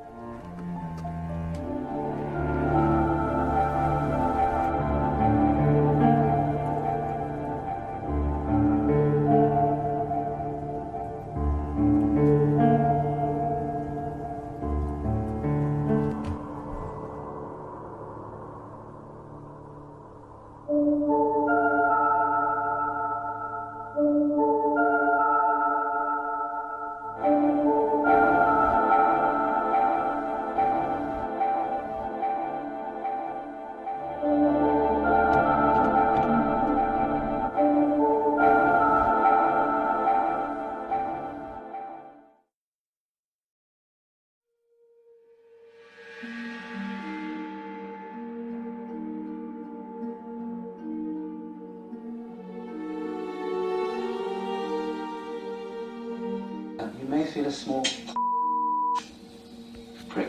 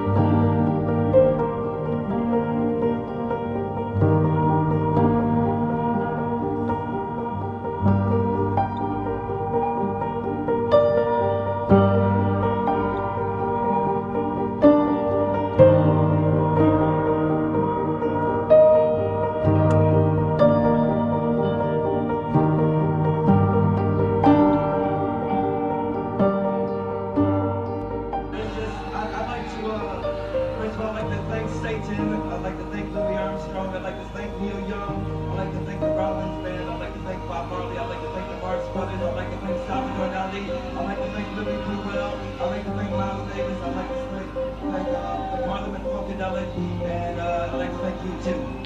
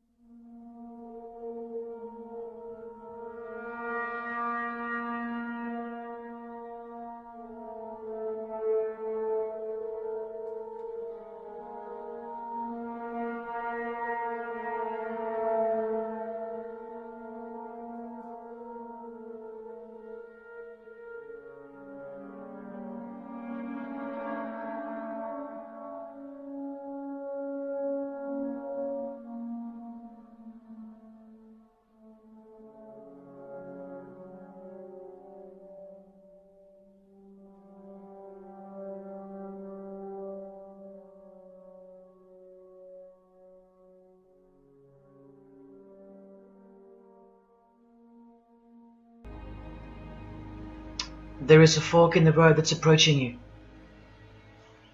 And you can stay on the path which curves to the left by denying the existence of Satanism in the fullness that you've been shown. Or you can surrender to the truth and take the right-hand path. Now, where that road could lead is the sweetest risk you'll ever take. Are you still pretending that this one-eye religion of Freemasonry isn't Luciferianism? See, this here is the biggest obstacle you'll ever face. The very thing that could lead you to the prize is the very thing that will keep you from it. The reality of international Satanism. In the shadow of Christianity, Satanism has always been there. With every church that sprung up, so did its invisible enemy, the Satanic Church, growing out of sight and out of mind from this to this. And Christianity has long been deprived of its power, as clearly demonstrable by the absolute lack of preaching against the institution of Freemasonry. Satanism's magic cloak, Satanism's magic trick, that's Freemasonry. And how they are laughing for now. So Freemasons are at the helm of the power structure of society, which means Satanism rules. And they're making their move for the new order of the ages. Are you that besotted by this evil world that you'll even deny the existence of secret societies? And what about the American president, John Kennedy? Was he just a nutjob like me? Warning us about an international secret society with an international secret plot. A Freemason trying to tell you and the world about Freemasonry.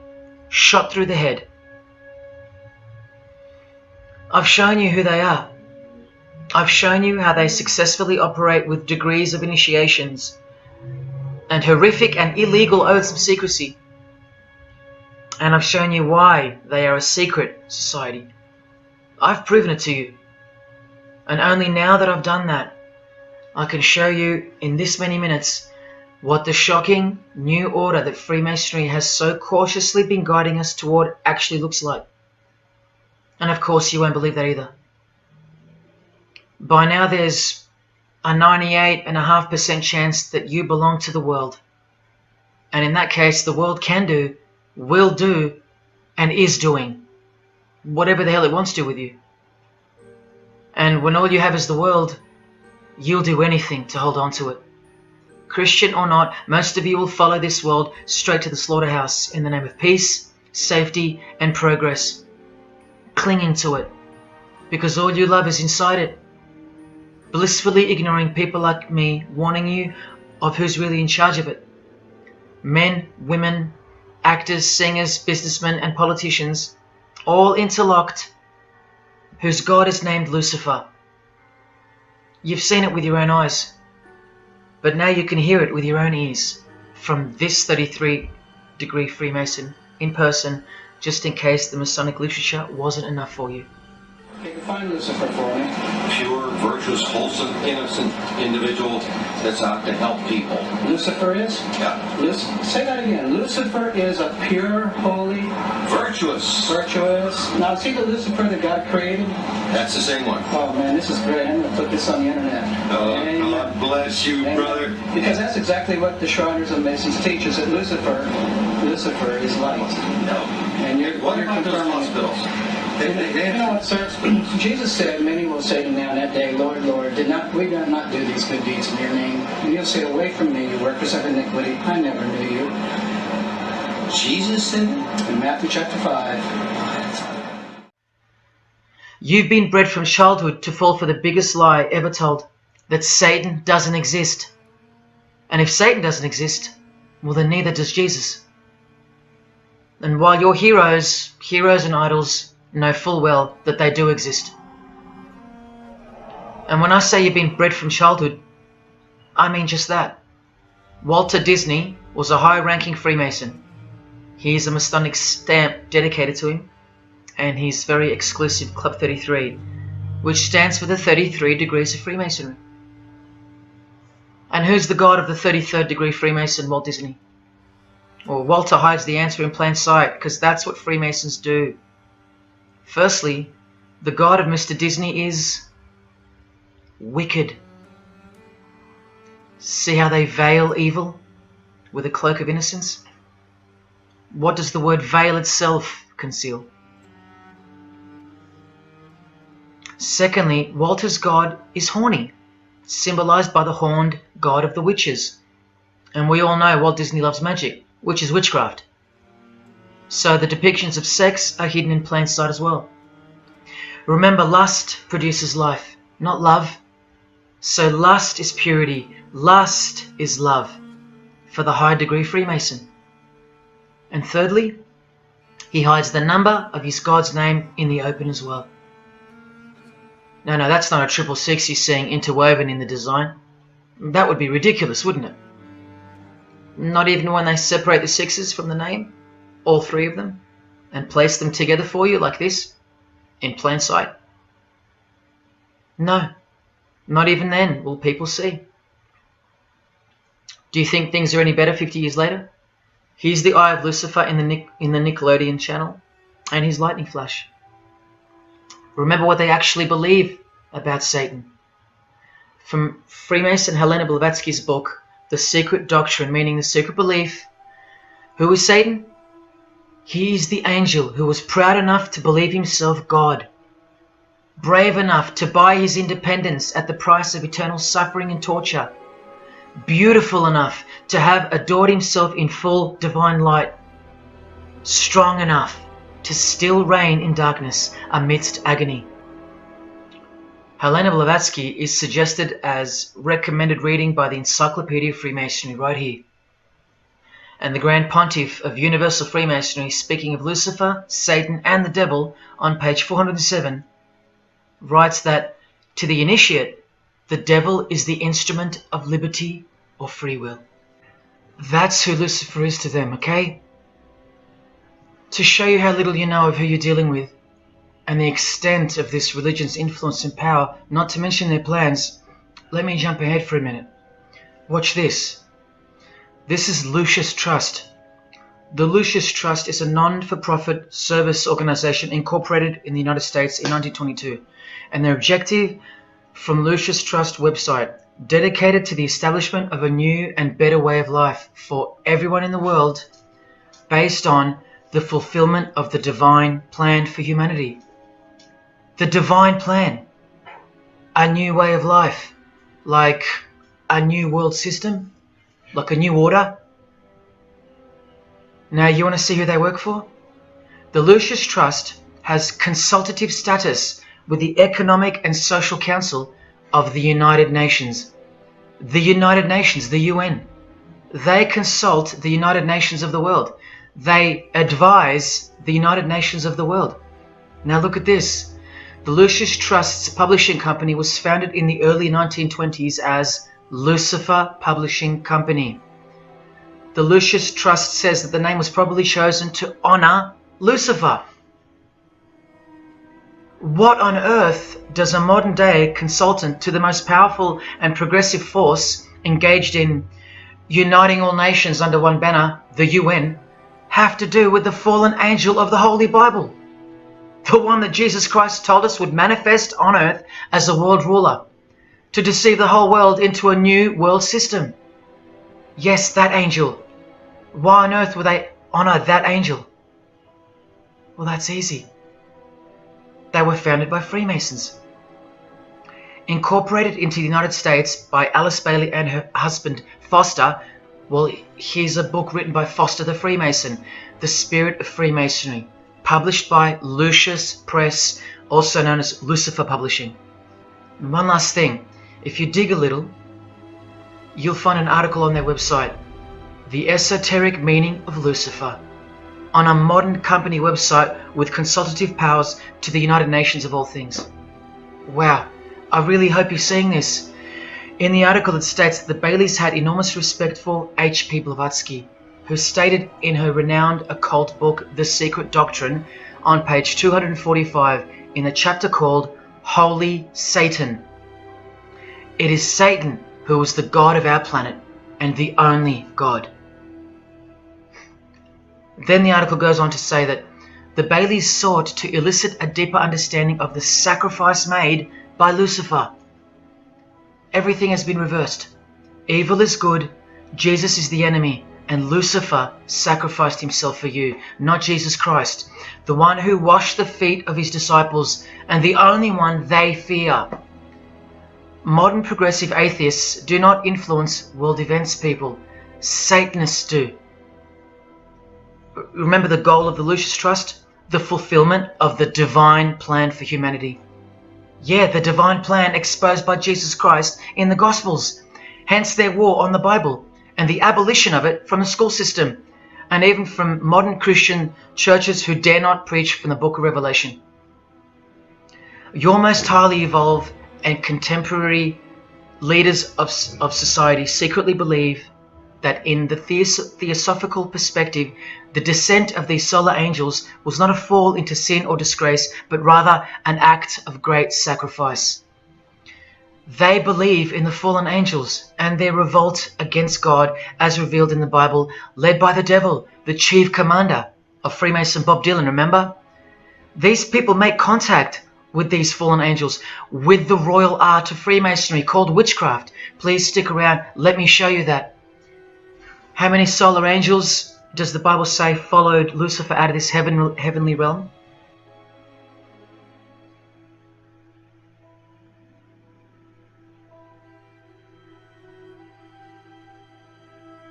A third of the angels makes 33%. Does that number sound familiar yet? 33 degrees of Freemasonry. Just a coincidence? From the Gospels again, which expose these people every time. Do not let anyone who delights in false humility and the worship of angels and who has access to some visionary world beguile you, trick you of your reward. You still don't believe that the false humility of the charitable fraternity of the Freemasons is behind it all? Well, Blavatsky also published a magazine called Lucifer with a woman named Annie Besant. And here's a letter written by Annie herself with the official Masonic letterhead. And here Annie signs off as a 33rd degree Freemason. Printed also in the left-hand corner, Annie Besant, 33rd degree, and a member of the Supreme Council. Undeniable and undisputable. Please don't make me prove it to you over and over. Have you caught a glimpse of who you're dealing with yet? They're all Freemasons, high-ranking. And they're all buffeted by a plethora of Masonic dupes who don't know any of this because they can't decipher the symbols and they don't care to try. They're proud and boastful and defensive of their beloved fraternity in which they get to rub shoulders with the most important people of their suburbs, cities and towns, and in which they got on their knees to take blood oaths of death, calling other old decrepitated men worshipful master, yet still they think it's innocent and has nothing to hide. Delusional and lost, almost beyond hope. Some of them still think it's a Christian organization, just like the founder of the Satanic Church described. What do you get when you carefully conceal Satanism with Christianity? You get Freemasonry. People, Satanism is at the core of our world, and it is behind the new order that will be implemented soon enough. It will be all done through deception. You'll be tricked. Remember how I told you that the all-seeing eye sees that we're in hell? Well, the massive witch and Freemason Helena says so right here. Satan is the minister of God, Lord of the seven mansions of Hades, the angel of the manifest worlds. Hades means hell, manifest worlds means earth. This is who you're dealing with. This is the religion and the beliefs of the rich, powerful and famous. And yes, politicians. Do you want to go back to sleep? You can sleep after this. Or wait till I show you what they're going to do to you, coming up in this many minutes. For those who simply refuse to believe that Bono or Scott Morrison or Prince can be Luciferians because they all go to church, let me show you another Masonic ritual they do. And this is before Satanism or Luciferianism is revealed to the candidate And then you tell me if Bono or Scott are capable of secretly believing in Lucifer. It all starts here with the Masonic apron. Different kinds signifying different grades. Have you guessed what it's hiding yet? The genitals. Pretty obvious. Like everything else they hide, once you can see. The genitals are the true working tools of a Mason. Freemasonry is foundationally a sex cult, like Satanism, because it all starts with sex, doesn't it? Life itself starts with sex. So the mystical force of the true God of Freemasonry hides in the hidden part of the human body. That's the Holy of Holies, covered by the Masonic apron, the seat of God, the seat of Lucifer. See here with Satanist King Diamond's artwork? The eye is attached to the horn god, but look at where the eye starts, from the waist down. That's where the apron of a Mason begins.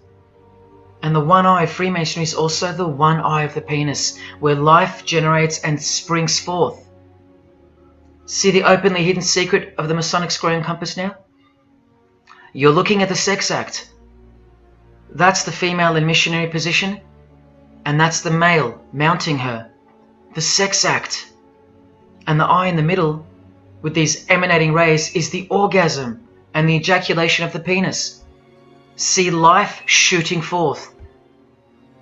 That's how they see the sun and the earth too. The sun is the visible penis of their true God, shooting forth life continually. The light itself is the mystical sperm of the God of this world. The sun and penis generate life, while the earth and female womb produce life. The letter G, when replacing the I in the middle of the square and compass, stands for generation, sexual generation. The practical aspect of Freemasonry and Satanism's religion is that of a sex cult. You see Rod Stewart telling you he's a Freemason? By displaying the hidden hand of Freemasonry, also known as the Master of the Second Veil, and look at his other hand, taking the Masonic apron's place for covering his penis, which is the Holy of Holies, the seat of God for the Mason. And from the Grand Pontiff of Freemasonry, Albert Pike, hence the significancy of the phallus, the penis, or of its inoffensive substitute, the obelisk. Straight from the horse's mouth, the erect penis graces us, or should I say disgraces us, with its presence in every country in the world, marking its territory. The Masonic obelisk in our face, everywhere, making its bold statement, yelling, screaming in silence. This is another reason why we're considered the ignorant and stupid masses. Another example of hidden in plain sight. And here's an erect penis on the front page of the female Freemasonry magazine, The Eastern Star. I once stood in front of this obelisk in Sydney, and I must have asked 30 people what they thought it was. Not a single one of them knew. To the Freemasons of the higher degrees, the whole universe is in fact one giant and continuous sex act. This is the structure of Freemasonry. You can take this path to the top or this path. And way up here, you have the Order of the Mystic Shrine. The Mystic Shrine is what's found behind the Masonic apron, because that's where life comes from. That's the Mystic Shrine. You have to be a 32nd degree Freemason to be asked to join the Order of the Mystic Shrine. And then, once you're inside, you can be invited to join this order, the Royal Order of Jesters. See, Freemasonry is like Russian dolls, and Satanism is at its center. Look at some of the pins and lapel designs for the Order of the Jesters. You can only join them unless you're at least a 32nd degree Freemason. This is a certificate that a Jester receives after his initiation, and you see here their patron is named King Momus, and he was a god, or a daemon, which is a variant of the word demon, who was expelled from heaven, as the legend goes. Sounds just like Lucifer, because it is. I told you that Satanism was the oldest religion in the world, and it is. The sex act was ritualized and organized as a religion before we called it Satanism. But Satan has always been the god, the horny god, the horned god of these sex cults. All of them, from Sumeria to Egypt to Greece and so on, that's called paganism. And the real Bible of the Freemasons and the pagans, the one not written by hand, the one that's older than any book, the one that supersedes all the rest in age, thus making it the purest and most unadulterated word of God in the eyes of the Freemasons, is nature. Nature is their Bible. And before you think there's nothing wrong with that, wait a second, because you're not thinking straight. Ask a Mason, whether he be a 1st degree or a 33rd degree, what is Freemasonry? And the universal go-to answer is this: a peculiar system of morality, veiled in allegory and illustrated by symbols. Now, why would you need to veil your morals? Because in their peculiar system, evil is good and good is evil. That's Satanism 101. A peculiar system of morals. That should tell you something. That should tell you everything. Why would your morals need to be a secret? Because their deeds are in fact evil. Glorifying the laws of nature, where cruelty and self-obsession are virtuous characteristics. That's nature. Nature is as cruel as she is kind. The checkered floorboard, where everything is legal. It's Christianity that lives in reverse. The first shall be last. Love your enemies.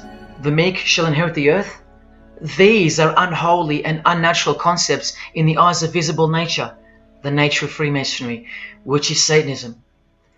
What the Freemasons really mean by this morality veiled in allegory is that they're allowed to steal because nature allows it. They're allowed to kill because nature allows it. They're allowed to commit adultery because nature isn't monogamous. They're allowed to lie, indulge in all their God-given senses, especially sexual, because nature encourages it, as long as no one finds out, under oath. Jesus said, narrow is the road that leads to life, and broad is the road that leads to destruction. The Freemason of the century says, no true Mason can be narrow, for his lodge is the divine expression of all broadness. Because broad are the divine laws of nature. While they glorify those laws, Christianity breaks those laws. It becomes supernatural, because only then can you love your enemy. And so it goes that Christianity is despised by Freemasonry, the real Freemasons, because their Bible is nature, and by nature they know the personality traits of their God Satan, because he's the God of this world, just as the Freemasons, the enemies of mankind, say that he is, and just like Jesus said he was too. So they believe that Jesus is evil because he denies human nature and burdens us with the knowledge of sin. Observable nature, that's what guides the Masons' ethics and the Masons' morals. That's why they're called Freemasons. Believe you me, because they're free from moral obligations, free from sin, from guilt. They're free from Jesus Christ. These people are introducing this new system of the world, this new age. You're going to miss Christianity when it's gone. Mark my words. Because you have no rights in the eyes of nature, which is the Bible of Freemasonry and Satanism. And soon that will become painfully plain as a fact of life. Now please, I give you fair warning of what's to come in this presentation. It's very disturbing, or at least it should be. But cause to celebrate follows the disgusting things you're about to see. This is precisely where my own life and well-being come into danger. So let me say this right now. If you hear of my sudden death, or of my possession of 0.5 kilogram of cocaine or child porn, or my overdose or my suicide, remember this video. And if something so unfortunate should happen to me, may it serve as a catapult to you and as a remembrance of the conclusion to this presentation, which is this many minutes away. Do I really think they're going to make me pay for this video, for breaking my oaths? Well, seeing as people are so far gone, lost in the illusion that secret societies have constructed around you and inside you, and seeing as they can simply pull this video down, close my account and whatnot, no, I don't think they'll come after me. But if they do, let me say this to the Grand Lodge that orders my demise right now. Jesus wins.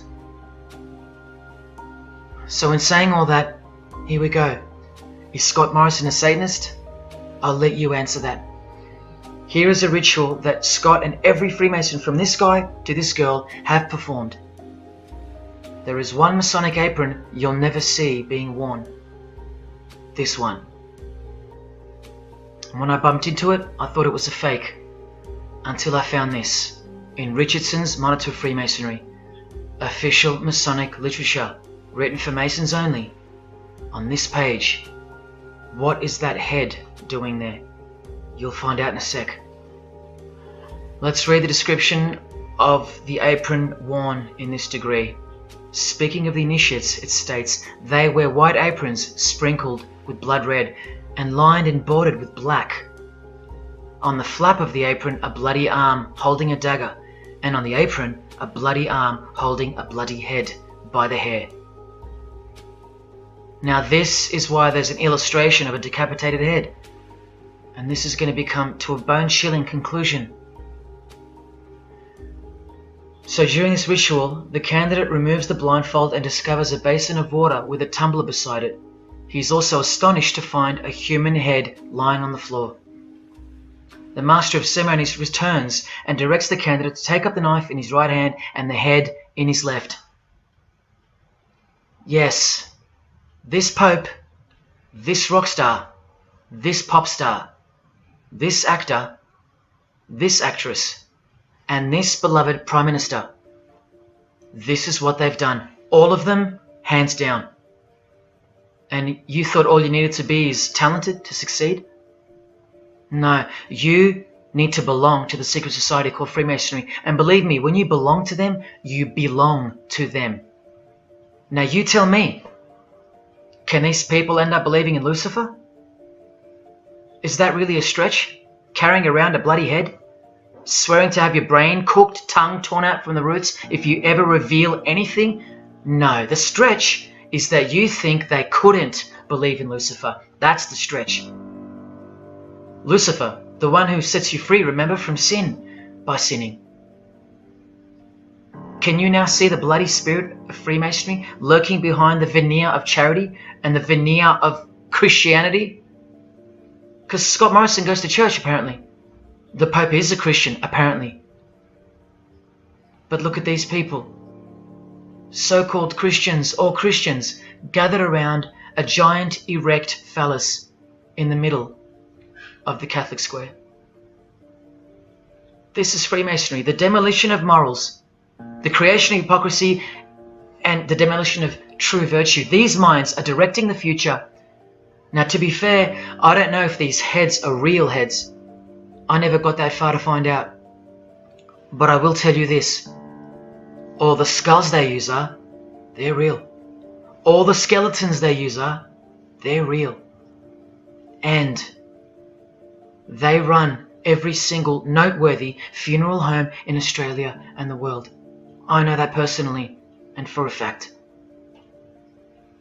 Once again, you are only seeing the tip of the iceberg, because I can't bring myself to tell you about what I really know of the rituals that come after the 33rd degree Freemasonry. For as much as they celebrate life in various grotesque ways, they also celebrate death in ritual form, which are the things I can't speak of to you. They have to celebrate death in order to prove that they can see things through the all-seeing eye, the one that sees above evil and above good, the checkered floorboard, where things kill each other to live, where life is cruel, where morals are broad. There is no sin, there is only nature. See, these Masonic rituals are designed to desensitize the candidate further and further in preparation for the raw truth of Satanism, the truth which is plainly stated by the Grand Pontiff of Universal Freemasonry. Lucifer is the light bearer, and that you should doubt it not, from their own literature and from their own mouths. Until finally the candidate's introduction into the royal art of Freemasonry, witchcraft. The ancient craft. Why do you think that witchcraft has disappeared? It never disappeared. It was hidden, forced to go into hiding by the appearance of Jesus on the human scene. Another reason why he's passionately hated, and soon him and his ways will be done away with in this new world. and so will your rights. You still don't believe me? You're still doubting all the evidence, like the Freemasons are counting on you to doubt? Well,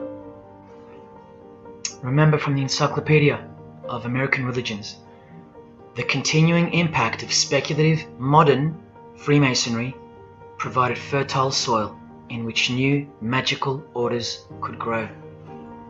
Watch this 2-minute clip. I can vouch for every single thing you hear come from the former Masons' mouths.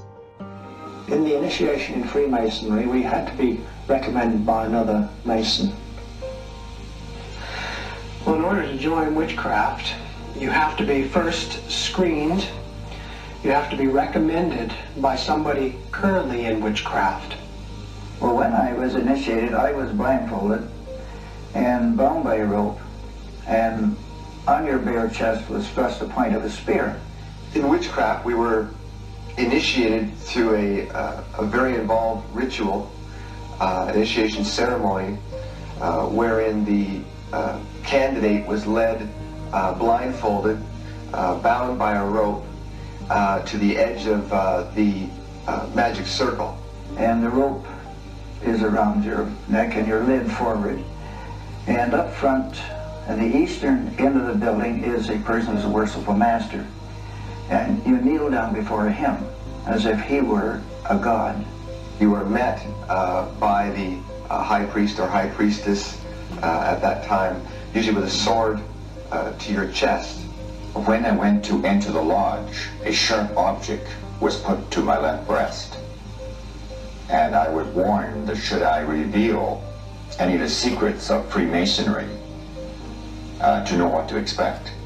When you're presented before the high priest, a sword is held against your chest, and you actually take a blood oath, promising to remain faithful to the secrets of witchcraft. Well, when you are in the room, this blindfold is taken away from you, and this is the time when they say that you're coming from darkness into light. During the initiation ceremony, the initiate is led by the lieutenant of the high priest and is challenged at the edge of the circle by someone saying, "Who goes there?" And the answer is, "One from the world of darkness." In Masonry, the prayers are ended with "So mote it be." Oh, and one of the other aspects of, or distinctives of the craft was that we would always end any spell or ritual where we released the power, this is where the power was released, with the word "So mote it be." By now this should sound like a stupid question, but why do you think that the initiation ceremonies into witchcraft are almost identical to that of Freemasonry? I'm not even going to answer that. Come on, people, wake up with me. Here's Kylie Minogue, a Freemason, okay? Hidden hand of Freemasonry and the one-eye symbolism of the god of her religion. Now here she is giving the vow of silence, but what the masses fail to see is what's written on the book she's holding. Witchcraft, the royal art of Freemasonry. This is what her vow of silence is referring to in the picture. Yes, Kylie Minogue is a witch. And if you're still that deluded by the magic wand that is television, entertainment, movies, media and whatnot, then you'll no doubt fail to use the incredible eyes that God gave you, from which to see the real world with, the evil world, where Satanists are at the helm. The ban on witchcraft was only officially lifted in England in the 50s, after more than 1500 years. So that tells you who's in control now. And when I give you a glimpse into witchcraft in a minute, you'll see why it's evil. And why it should be anything but legal, even when using it for so-called good, because the well they draw from is poisoned. But thanks to propaganda, the craft of the witch has been absorbed into the realm of fantasy. Justin Timberlake here is also referring to magic in this cover art, with the all-seeing eye looking through the number of their god. Magic. Magic is a much smoother and more acceptable word than witchcraft, that other word. That word still retains its ferociousness, its true character, but that word has been sterilized. That word isn't real to you anymore. You can't feel it for what it really is. Or if you do, your mind has isolated it, confined it to some small groups of unimportance scattered here and there over this diverse world, and so it's nothing to be feared or concerned about. But that's the furthest thing from the truth. Now, some witches want to say that witchcraft isn't Satanism. That's either more delusion or misdirection, as confirmed here by Anton LaVey in the Companion to the Satanic Bible, when speaking of the followers of the Witchcraft Not Satanism school. He writes very accurately that they cannot afford to admit to an affinity with anything that bears the name Satan.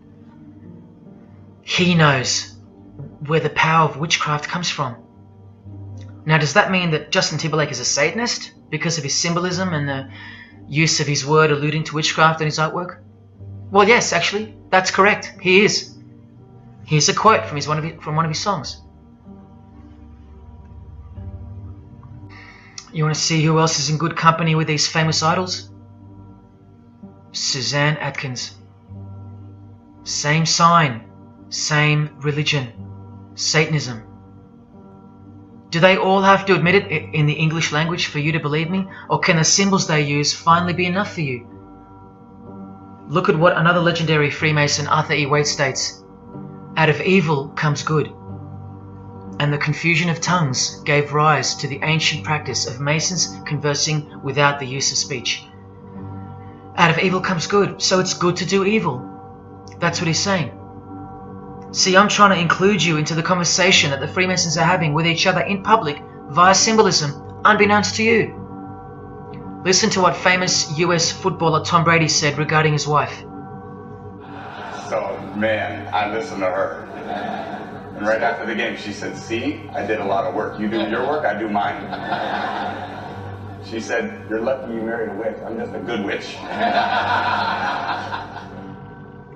Well, this is Tom Brady. And this is his wife. Both initiated into the secret society. Of course they are. Wait, she's not displaying the one-eye symbol of the Freemasons, is she? That's just art, isn't it? Well, no, it's not. She's a witch, and her husband just told you she was. Here's Steve Miller's front cover to the famous song Abracadabra. And he covers his eye, because he's a member of the one-eyed religion. And abracadabra is a legitimate word used in witchcraft. Here it is in the 100-year-old Encyclopedia of Freemasonry. Why would the word abracadabra be in the Encyclopedia of Freemasonry, the fraternity that runs charities, hospitals, nursing homes, and that secretly supply us with popes, presidents, prime ministers, kings and queens, and the bulk of our entertainers? Why? You know, I really think it's time to show you what the Satanists dressed as Freemasons are going to do to you and the world to finally establish their new world, their utopia. And this is going to be the segue into that. This is my last practical example of Freemasonry's satanic roots. And then I'll close this presentation with the most shocking thing you'll see or hear.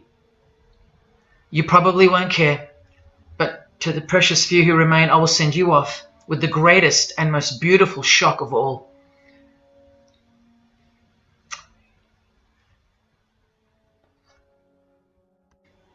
This is Jay-Z inside his Masonic Lodge. You can see the Masons in aprons in front of him. This is where Jay-Z takes his sick oaths of silence, kneels down in front of other men, and calls them Most Worshipful Master, an appalling title to give to a man on this planet. Jay-Z the Freemason writes songs like this. This one's called Lucifer. And in Empire State of Mind he writes, Jesus can't save you.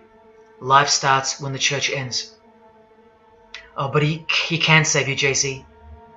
He can even wake you up just before you collide into a concrete wall doing 120 kilometers an hour. I should know. This is fellow member of the craft Alicia Keys, who sings on the track. Here she is, showing her allegiance and wearing the broken and bloody cross of Jesus Christ, the occult peace sign, pure hatred for Jesus.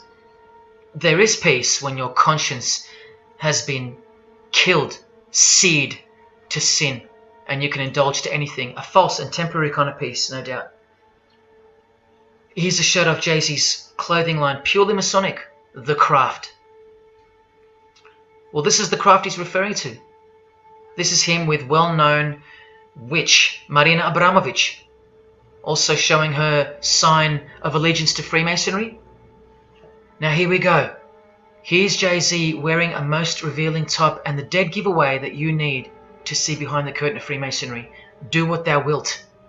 Do whatever you want. That's the adopted motto of the most notorious Satanist of the 20th century, 33rd degree Freemason, Aleister Crowley. Here is his certificate of appointment, known as the 33rd degree inscription and the double-headed eagle of Freemasonry. And here, next to his name on the certificate, including the symbol for a Grand Commander of Freemasonry, as shown in their encyclopedia. But to really confirm that he's a Freemason, here he is doing the Masonic sign of the Master of the Second Veil. Now here's a legitimate letter from Aleister. Again, the addition of his inscription of the 33rd degree, and he signs off with a symbol of the past Commander of Freemasonry. What does he write beside it? Baphomet. This Baphomet. Now listen to this man to get a clearer picture of the truth behind the secret religion of the stars and the leaders of the world. Aleister is the founder of a Luciferian church called the Ordo Templi Orientis, and he named himself the Beast 666, straight from the Bible, depicting the number of wickedness in human form. In his what's called Liber's writings, he says, "With my hawk's head, I peck at the eyes of Jesus as he hangs upon the cross." Do you see the hatred? You think they don't hate you too? Keep watching. And from the equinox, with the all-seeing eye of Freemasonry, this illustration. What does it mean? The writer himself explains. The picture is symbolic of the new eon, the new age. From the blasted stump of dogma hangs the hag with dyed and bloody hair, Christianity. There's a massive glimpse into the new world order that's coming. Keep watching. And down here, do what thou wilt is the true nature. The true nature, remember? The broad morals. There is no such thing as evil. So do what you want. Can you see the Masonic future yet? Can you see the hidden hatred that pulses through its veins?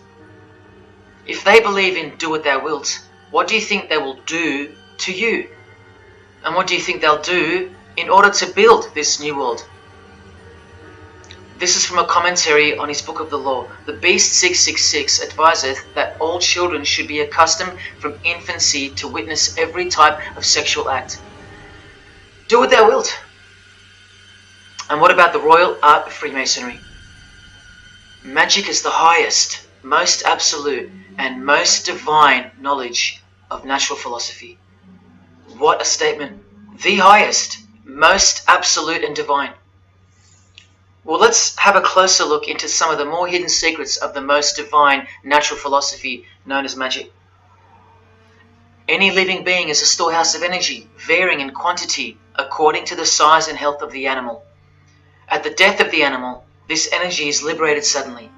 The animal, therefore, should be killed within the circle, within the magic circle, so that energy that's released can be captured and directed to serve the will of the witch, male or female. This is a science, a hidden science. But now hear this, coming from a 33rd degree Freemason, and don't you forget that.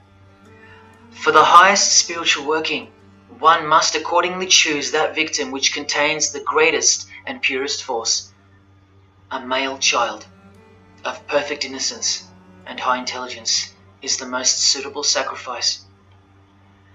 Can you see? This is who Jay-Z is quoting on his top. This is who this Jonas brother holds in high esteem. This is who the Beatles have on their front cover as a figure they admire. No, worse, they put at the top.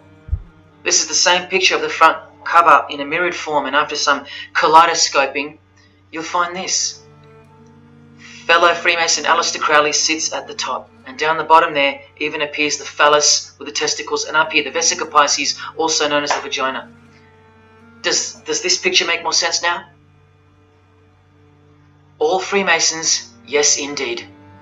And by the way, that's where Jay-Z got his symbol from Satanism. as portrayed here by Satanist and Freemason Aleister Crowley and by Satanic Church founder Anton LaVey. Does anyone still think that Freemasonry isn't Satanism in disguise? Let's finally take a peek into the royal art of Freemasonry. And this is the briefest way I can show you from the complete book of magic and witchcraft. This is a practitioner's manual, not from some bogus author trying to expose witchcraft. Just so you can get it through your head that this is real and this is protected. The writer or compiler of this God-forsaken book warns the reader that the recipes may seem disgusting, that the knowledge revealed has been forbidden, and has caused suffering and death to witches and the victims of witches. You don't think witchcraft was a serious menace in times past and present? Come with me, and I'll show you how bad this menace actually gets, as the world's most powerful and secret religion moves ever closer to fulfilling its biblical destiny, and it will. Close your eyes or not, it will fulfill its destiny. Firstly, let's connect this sick art straight to modern Freemasonry with the word abracadabra, both written in triangular form from the Manual of Witchcraft and from the Encyclopedia of the Secret Society that your Prime Minister belongs to. And just like high-ranking Freemasons, male and female witches also drink out of a human skull. But here the practitioner drinks wine, in which they first dissolve or boil the brains or heart of an animal, before consuming it all from the human skull. In this ritual, the initiate is instructed to drink in the night at spring water, out of a skull of one that hath been slain. That's right, out of the skull of a human who's been murdered or sacrificed. Otherwise, eat a pig with a knife that slew a man. Please don't turn away. Look straight ahead and open your eyes to the planet you are on, because the real monster under your bed doesn't actually go away when you close your eyes. In other rituals of the craft, you burn a rooster while he's alive. With the use of a poisonous plant used in ointments and potions of witches, you can assure death and destruction on a victim. You want to make a female enemy sterile, or a male enemy impotent for the rest of his life? Otherwise, you can just kill them. The hand of glory is the severed hand that is dried and preserved to be used in black magic. Yes, a dead human hand. A black circle is most effective for operations of evil. The use of blood and sex in ritual was considered helpful for obtaining the necessary energy to successfully work magic or achieve mystical insight. But here's where the darkness thickens even further. Animals such as black cats or children may be sacrificed, and participants may drink the blood of the sacrifice. And just so you know that Stanley Kubrick wasn't joking, an orgy of participants sometimes follows the mass. No remorse, just science, the science of witchcraft, the royal art. And here, what's necessary for the working is the fat of young children, dead children. How many children do you think go missing in Australia every year? That's how many. And what about the world? Is it 1 million? Well, according to the International Centre for Missing and Exploited Children, it's 8 million children per year. Do you think that the highest, most absolute, and most divine knowledge of natural philosophy has anything to do with that? Any chance of an international secret system that is bolstered by initiations and degrees, and bound under the most brutal penalties that the human mind can ever devise? Do you think that has any involvement? Any chance of that? Am I saying that this Freemason has sacrificed children? No, I never said that. But did he ever even remotely mention the secret societies? Did he ever try to warn you? Educate you? No, he was under oath. Am I saying that these Freemasons have sacrificed children? No, I never said that either. But have they ever warned you about the secret society that believes that Lucifer is the savior? The society functioning right under your nose, that secret society? No, not a chance. Julia Gillard admitted she belonged to one, but that's about it because they're all under oath. So where does this ancient craft originate from? It originates from the spirit realm, from spirit beings. That's who taught mankind the royal art before civilization began. In this chapter, The Rites of Satanism and Witchcraft, the manual explains that a typical satanic Sabbath was, number one, a homage to the devil, usually performed as the osculum infami, also known as the kiss of shame, which is so shameful that we'll just put it this way. The ritual involves kissing the hindquarters of the devil, the rear. Surely this is far removed from anything to do with Freemasonry. People, the original order of the Knights Templar were found guilty of this very same obscene ritual. And where do you find the modern variant of the Knights Templars of today? I told you, in the highest degree of Freemasonry, right here. Here's a couple of them now. And what's on this Templar's head? From the Masonic Encyclopedia, remember? A symbol of the Baphomet, according to 33rd degree Aleister Crowley. And we could confirm that in the Satanic Bible. That's exactly what's hiding deep inside of Freemasonry. I'm only showing you this to show you the reality of Satanism and the demonic realm, the world you can't see. On this earth? And in this earth, and then in a world we can't see. Look here. The hierarchy of demons occupies a more important place in both black and white magic rituals. Both black and white. This is where the power of witchcraft comes from. And this is the reason these bizarre rituals actually function and actually work. Because after the ritual is performed on earth, its effects are carried out to their conclusion in the spirit realm by spiritual beings or demons, actual demons. The reality that is hidden from you. Because if you found out that Satan was real, then that would have to make Jesus Christ real too. And he is the one they hate. And if Jesus Christ is real, that changes everything. And this is how much they hate him. The prayer that Jesus taught his disciples is performed backwards. The high priest is sometimes naked. A prostitute assists him, and a naked virgin, who may later be deflowered, is the altar. Everything that is sacred is defiled, and everything that is filthy is honored as pure. Because of their burning hatred of Jesus Christ, just as he's hated by the fallen angels that they worship. It gets worse when you hear what they use as a substitute for the bread that Jesus broke and told his disciples to eat in remembrance of him.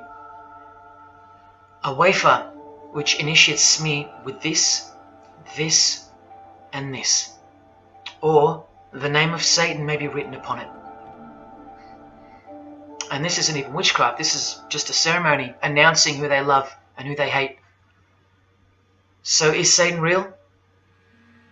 It continues to state in the hierarchy of demons at the very top, Satanakia, whose title is the Commander-in-Chief. What did Bob Dylan, the Freemason, call the one he made a bargain with? Should I ask who you made the bargain with? with the chief commander. Same title, Commander-in-Chief, Chief Commander. Are you following? But watch this. In case the darkness is getting a little too thick and encompassing for you, let's shine a little light. The true light that only the Gospels can supply. Speaking to us humans and revealing something about Satan, the Gospels state, you follow the spirit of the age in this world system as dominated by the commander of the spiritual powers of the air. Satan, the god of this world, the commander.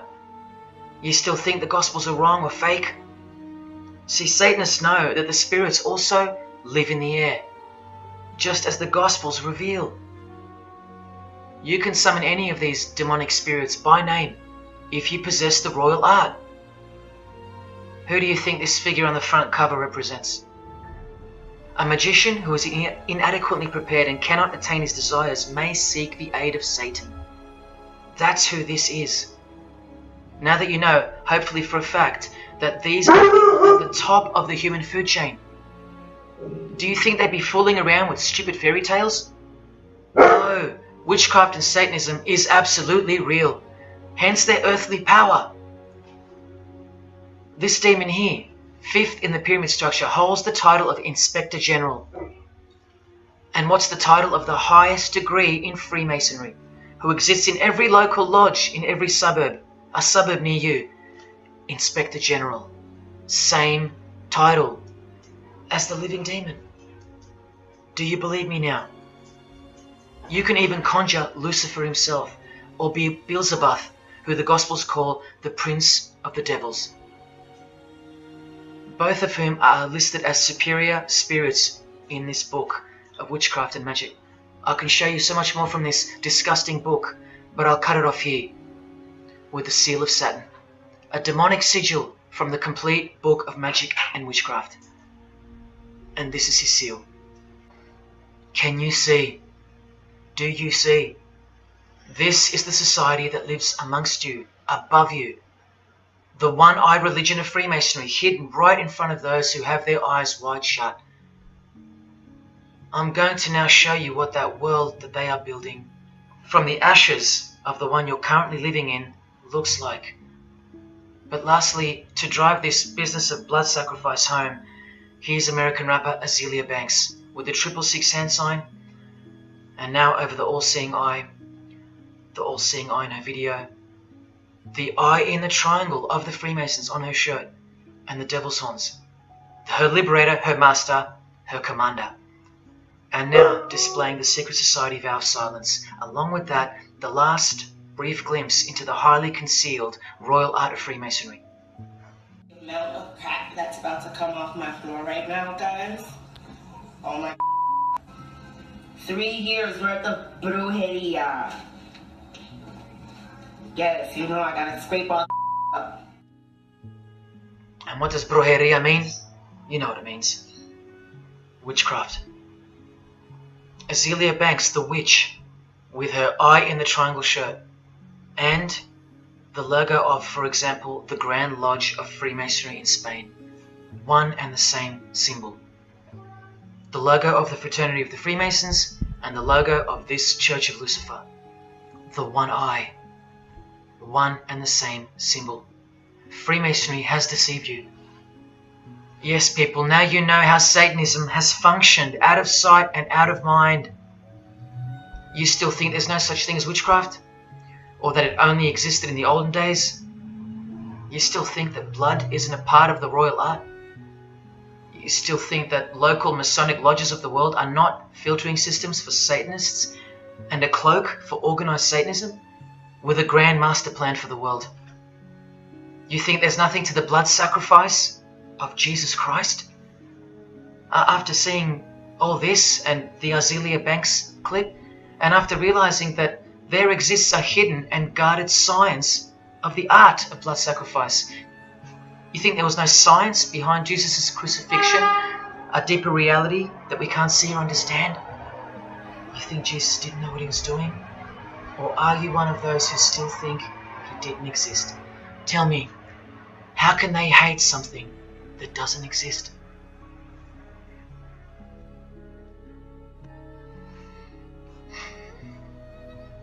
If only you could hear from some other Freemasons who have the courage to break their oaths. But you won't. You won't. This is probably it. But I once heard from a Freemason, an honest one, in about 2016, after I posted this picture on Facebook. He knew. He knew the truth. Just like you do now, or just like you should. And he wrote to me, and he said, by the time we are done, every church will be a brothel.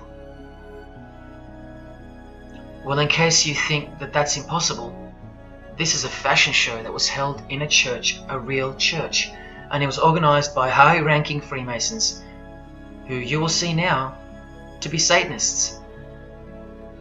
Designed to be a heart-wrenching mockery and a colossal sign of the times, this event. Just so you know, it's a Masonic production. Here's the inside of a lodge. See those twin pillars? Well, here they are. See the Masonic checkered floorboard? Well, there it is. See the Masonic square and compass? Well, there it is. And do you see the eye of Freemasonry? Yeah, there they are. The lower square in the square and compass has been disfigured so that as to not make it too obvious. But now that we've established that, here is the spirit of Freemasonry, as displayed through just a few of the models. This one wears the horns of the Baphomet, the horns of Satan, with his all-seeing eye in the background. More horns. This model wears the all-seeing eye, as does this one. And this disgusting thing with another huge all-seeing eye of Lucifer in the background. Then there's this, with a satanic pentagram on her face. And finally, this male model in a skirt with 2 satanic inverted crosses of Jesus Christ on his top in a church. Oh, the morbid victory of the Freemasons. Unstoppable. For now. When people like Lady Gaga cover one eye while wearing an inverted cross, and you don't see the connection of the one eye symbolism to Satanism, then your observational skills have been compromised. In the span of 2 days, I saw these ads in my local shopping centre.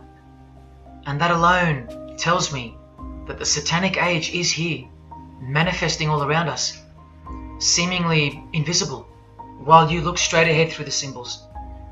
Just like the initiation process of the secret societies themselves, society at large must be incrementally introduced and seduced into further depravity and self-love.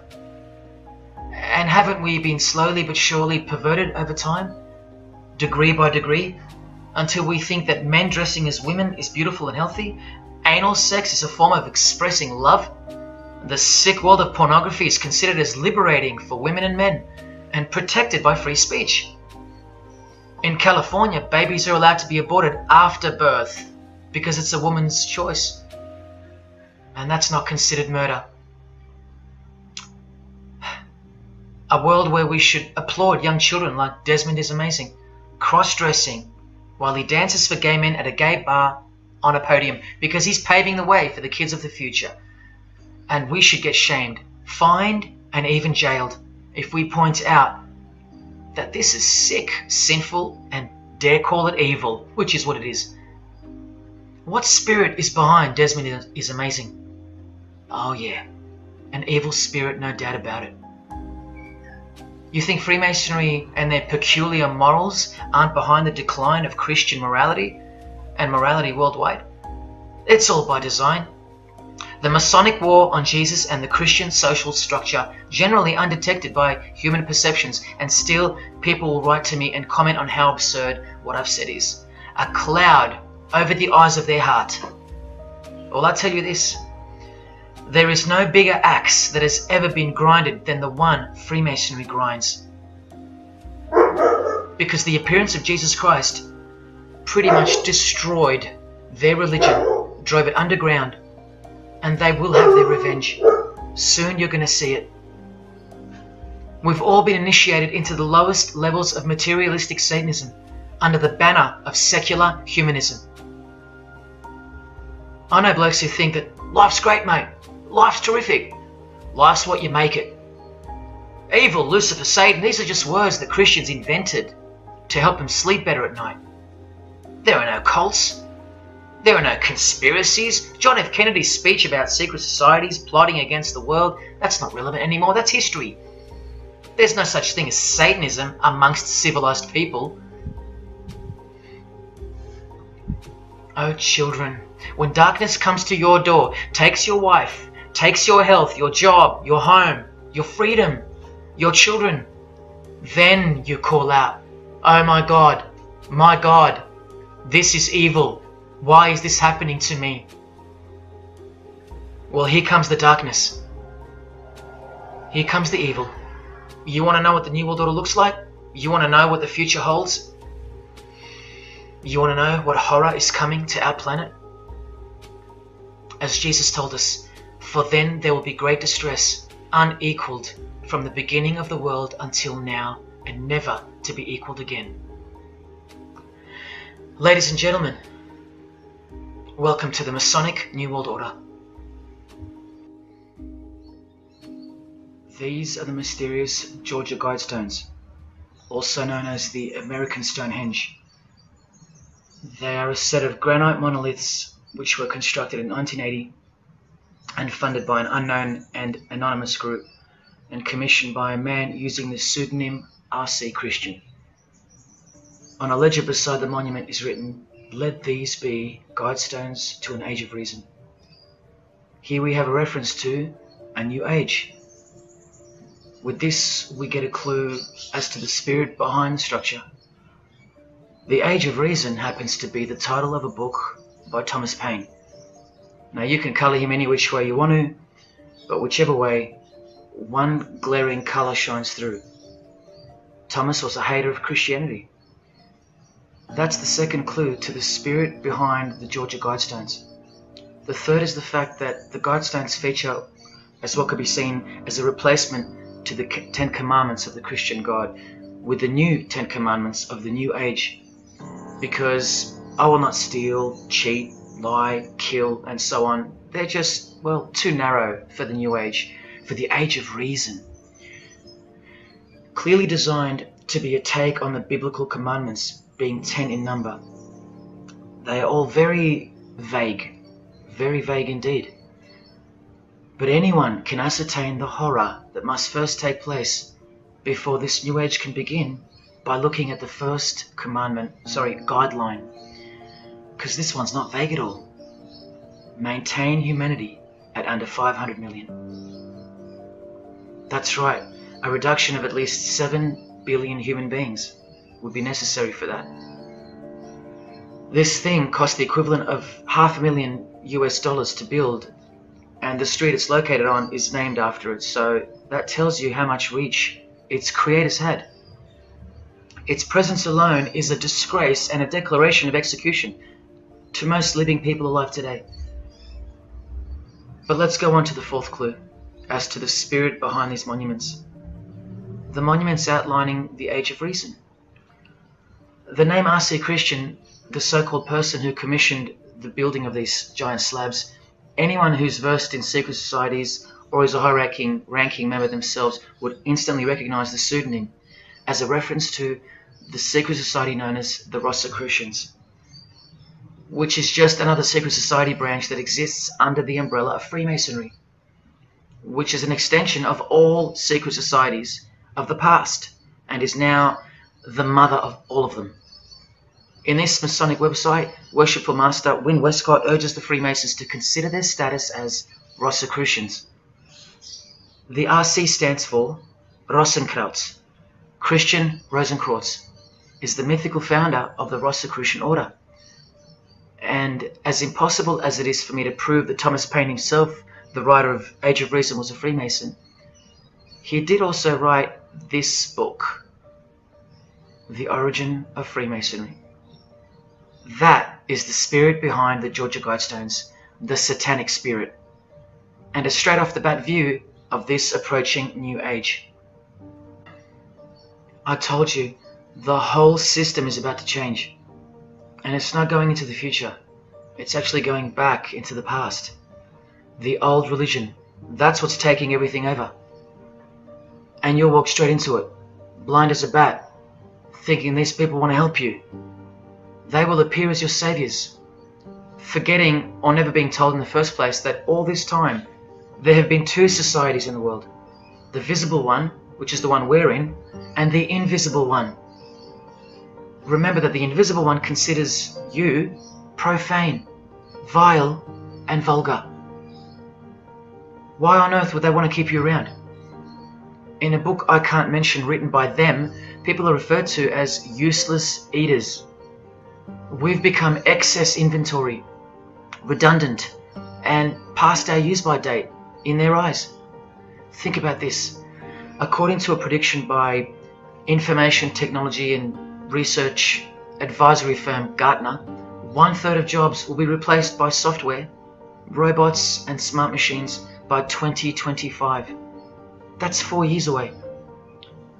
Google engineering director Ray Kurzweil anticipates that robots will have reached human-level intelligence by 2029. And by 2050, 80% of all jobs will be eliminated by automation. What on earth are you and your family good for then? What do you think the secret society will do to the vile multitude then? The utopia is coming, but it ain't your utopia. You still think that by the measure of the minds of international Satanism, you should be kept around? This excess baggage that the bulk of society has become? No, no, no. The new age is dawning. And generally speaking, you're not invited. It'll just look like you are.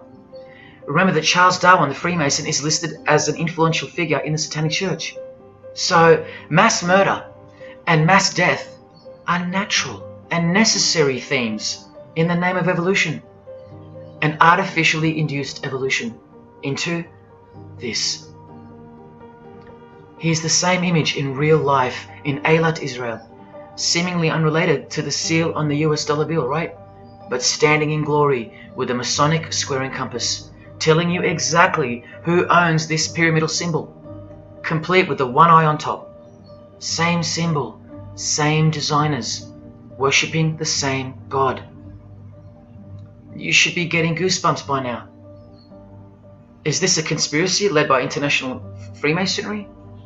Oh, you don't have to bet your life on it, because your life has already been placed as a bet on your behalf and without your knowledge, but with your permission, because all of the information is hidden in plain sight. In your face is where it's hidden. You're going to lose this battle unless you've been hidden in Jesus Christ, the only one who warned you that the new age is a trap and that it is the climax to this epic drama being played out on planet Earth. Now hang on, brace yourself, because I ain't gonna let you down. This is a magazine called The New Age, but if you press rewind, you can find its source. Supreme Council of 33 Degree, Freemasonry. This one stretches way back to 1922. See the twin pillars of Freemasonry? Look, this is 19th century Freemason and New Age pioneer Helena Blavatsky on the cover of this edition. She's the one who wrote that darkness is absolute light, and that Satan is the god of our planet, and that we are in hell. But do you think the readers of these magazines are told that? No. Darkness is sold as light. Satan is disguised, and it's him in the details. This Masonic New Age magazine was the precursor to all magazines and trends, promoting the great deception of self-love and spirituality. Meanwhile, you're feeding off the plate that Luciferians serve you. Look at how the Satanic Bible in 1966 reveals the reality behind the curtain. Evidence of a new Satanic age. A new age. The new Satanic age. All rigged and all propelled by Freemasonry. Satanism's magic cloak. After all, and I think you should have guessed by now that Anton Szandor LaVey, the founder of the Satanic Church, the one who vowed to help destroy Christianity, is himself a Freemason. I can't prove it to you, but I know it, because of not only his obvious fondness of the fraternity of the Freemasons and the mention of it in his Satanic Bible, and its vital role in the Satanic takeover, but also because of the symbols, specifically this one, generally called the Devil's Claw or the Lion's Paw. Freemason James de Rothschild displaying the Devil's Claw or the Lion's Paw. X-Factor's L.A. Reid showing the Devil's Horns next to fellow Freemason Avril Lavigne. The Secret Society sign for the Devil's Number, and displaying the Devil's Claw over and over. The better example is with New Age guru Annie Besant, co-writer of Lucifer magazine and 33rd Degree Freemason, also showing the Lion's Paw here and here. But the best example I have is with Aerosmith, guitarist Joe Perry clearly displaying the sign of the Master of the Second Veil of the Freemasons, and right next to him, Steven Tyler, doing the Lion's Paw. Clearly both Freemasons, secretly showing their allegiance with symbols. And here's Anton LaVey displaying the same Masonic symbol. Yes, a Freemason founded the Satanic Church. Now that we know who's really behind the so-called New Age, listen to some of the confessions of the New Agers, in their literature, once you scrape past all the talk of spirituality and love and rainbows. New Age author, feminist and hater of Christianity, Barbara G. Walker writes in The Woman's Encyclopedia of Myths and Secrets, "A 666, 666, was the magic number of the triple Aphrodite." She further compliments the number when she calls it the miraculous number 666. Speaking of the New Age to come, PhD Christopher Hyatt writes in Undoing Yourself, "As we moved closer and closer to the well-planned for and long-awaited invocation of the Prime Minister unto the very King of Hell, the Grand Vicar of Lord Lucifer." Yes, the very well-planned for and very long-awaited indeed. Do you see what's coming? Mr. Hyde also enlightens us in the fact that opposites do not exist apart from the mind. Evil and good are all in your head. That's why you should brace yourself, because these are the minds creating the New World System. He confirms this. The New Age will require new men, men of high consciousness and fortitude. All of our present dogma models will crumble. He means the Christian and the Christian social structure will crumble. In the introduction to the book, another PhD, Robert Anton Wilson, tells you what the New Age really thinks of the Christian social structure, which you have more or less enjoyed your whole life, Christian or not. Christianity and democracy have been among the worst disasters to ever befall the human race. I told you, atheists, you're going to miss Christianity when it's gone. Here's a picture of Robert with the Masonic eye in the triangle on the wall behind him. Remember where the term New Age came from. So once again, do you think that the new system, the New Age, is going to be democratic, a system that respects you or gives a damn about what you think once it's in place? Let me answer it this way. Christopher Hyatt quotes from one of his literary heroes and famed philosopher, Friedrich Nietzsche, who said, "What is more harmful than any vice? Active sympathy for the ill-constituted and weak. Christianity." So to be a Christian and to actively have sympathy for the weak, that's the worst vice. That's backward and evil. So the answer's no. This is what I'm warning you about. And look, Friedrich's work has exerted a profound influence on modern history. That's from Wikipedia. You know what else Friedrich said? You probably won't find this on Wikipedia. The domestic animal, the herd animal, the sick animal man. That's the Christian. And what book of Friedrich Nietzsche were these quotes pulled from? The Antichrist. Nietzsche also wrote Beyond Good and Evil. That's how the all-seeing eye sees things, remember? So does Christopher Hyatt mention mass murder and depopulation in his book? Sure, here you go. Those who would survive can do so only by grasping the vision of what lies ahead. The new wave that will carry them into an interesting future. Yeah, where the Vicar of Lucifer is God and Prime Minister. He openly admits the identity of this man. This Antichrist that most of you still think is a fairy tale figure from a fairy tale book. Jesus calls him the man of sin whose number is 666. The actual Antichrist, beloved of the secret societies. Yes, people, the New Age is satanic, actually and literally. On the front cover of this book, in which Christopher was co-writer, you can clearly see the eye in the triangle of the Freemasons above the Baphomet. Christopher admits in another book that both satanic cults and Christian fundamentalists are closer to seeing the truth than most normal people. Yes, indeed, how true that is. In Coming World Changes, Harriet and Homer Curtis speak of a prophecy they received from a mysterious spirit titled King of the World. Now, I wonder who that could be. Think not that any country in this broad world can escape. And they also speak of the long-expected great teacher, the king of the new one-world government. The victors will remain as the seed of the new race to people the new land, for the new sixth great race. This is the race that Luciferian Lady Gaga referred to. All part of the plan. In Threshold to Tomorrow, New Age author Ruth Montgomery writes on page 206 that only those open to the reality of one world will be around to enjoy it. Sounds like another vague suggestion for mass murder. Vera Elder Stanley's book title implies much the same thing: initiation of the world. That's right, it's coming. You think Vera hasn't been initiated into the secret one-eyed religion? What else has she authored? How about the finding of the third eye, the all-seeing eye? New Age author John Randolph Price writes in The Planetary Commission, in question and answer form, how do you define the Antichrist? The answer is pretty amazing. Any individual or group who denies the divinity of man as exemplified by Jesus Christ, the highest self of each individual, which Jesus Christ never exemplified because he is God. If you deny that mere men and women are divine gods, you are unfit for the glorious New Age kingdom. And you are the definition of Antichrist. In Practical Spirituality, he prepares his readers for a population drop of 2.5 billion people before the New Age era can begin.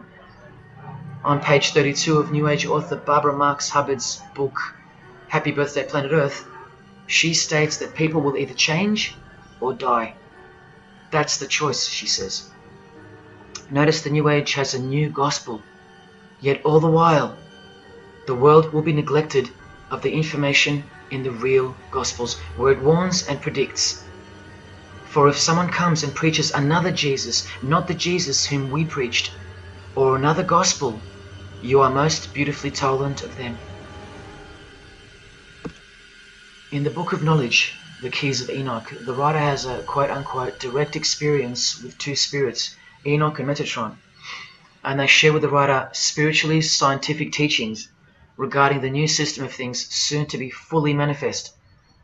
The reason this work is considered extra special amongst its readers is because it was the first book to point out the alignment between the Great Pyramid and the constellation of Orion. The first book ever.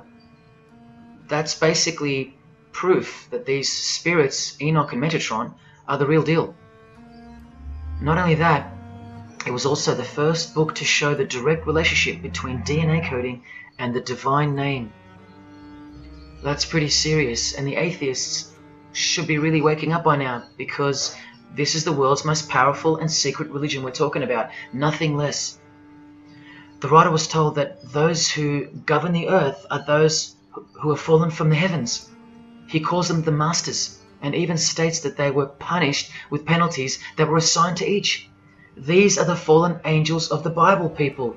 These are the masters of the Masonic New Age, as proven here in one of the illustrations from the book. Same symbology. This worldwide catastrophe that is coming will bring about a complete reorganization of Earth's life system. And like all high-grade initiates of the secret societies, every attempt is made to bring positivity to the number of the Vicar of Lucifer. I was given instruction to use the specific light harmonics 666, 999, and 12-12-12. The spirits further inform the writer of the Keys of Enoch that the pattern 666 is used to identify you with respect to the Earth's vibration.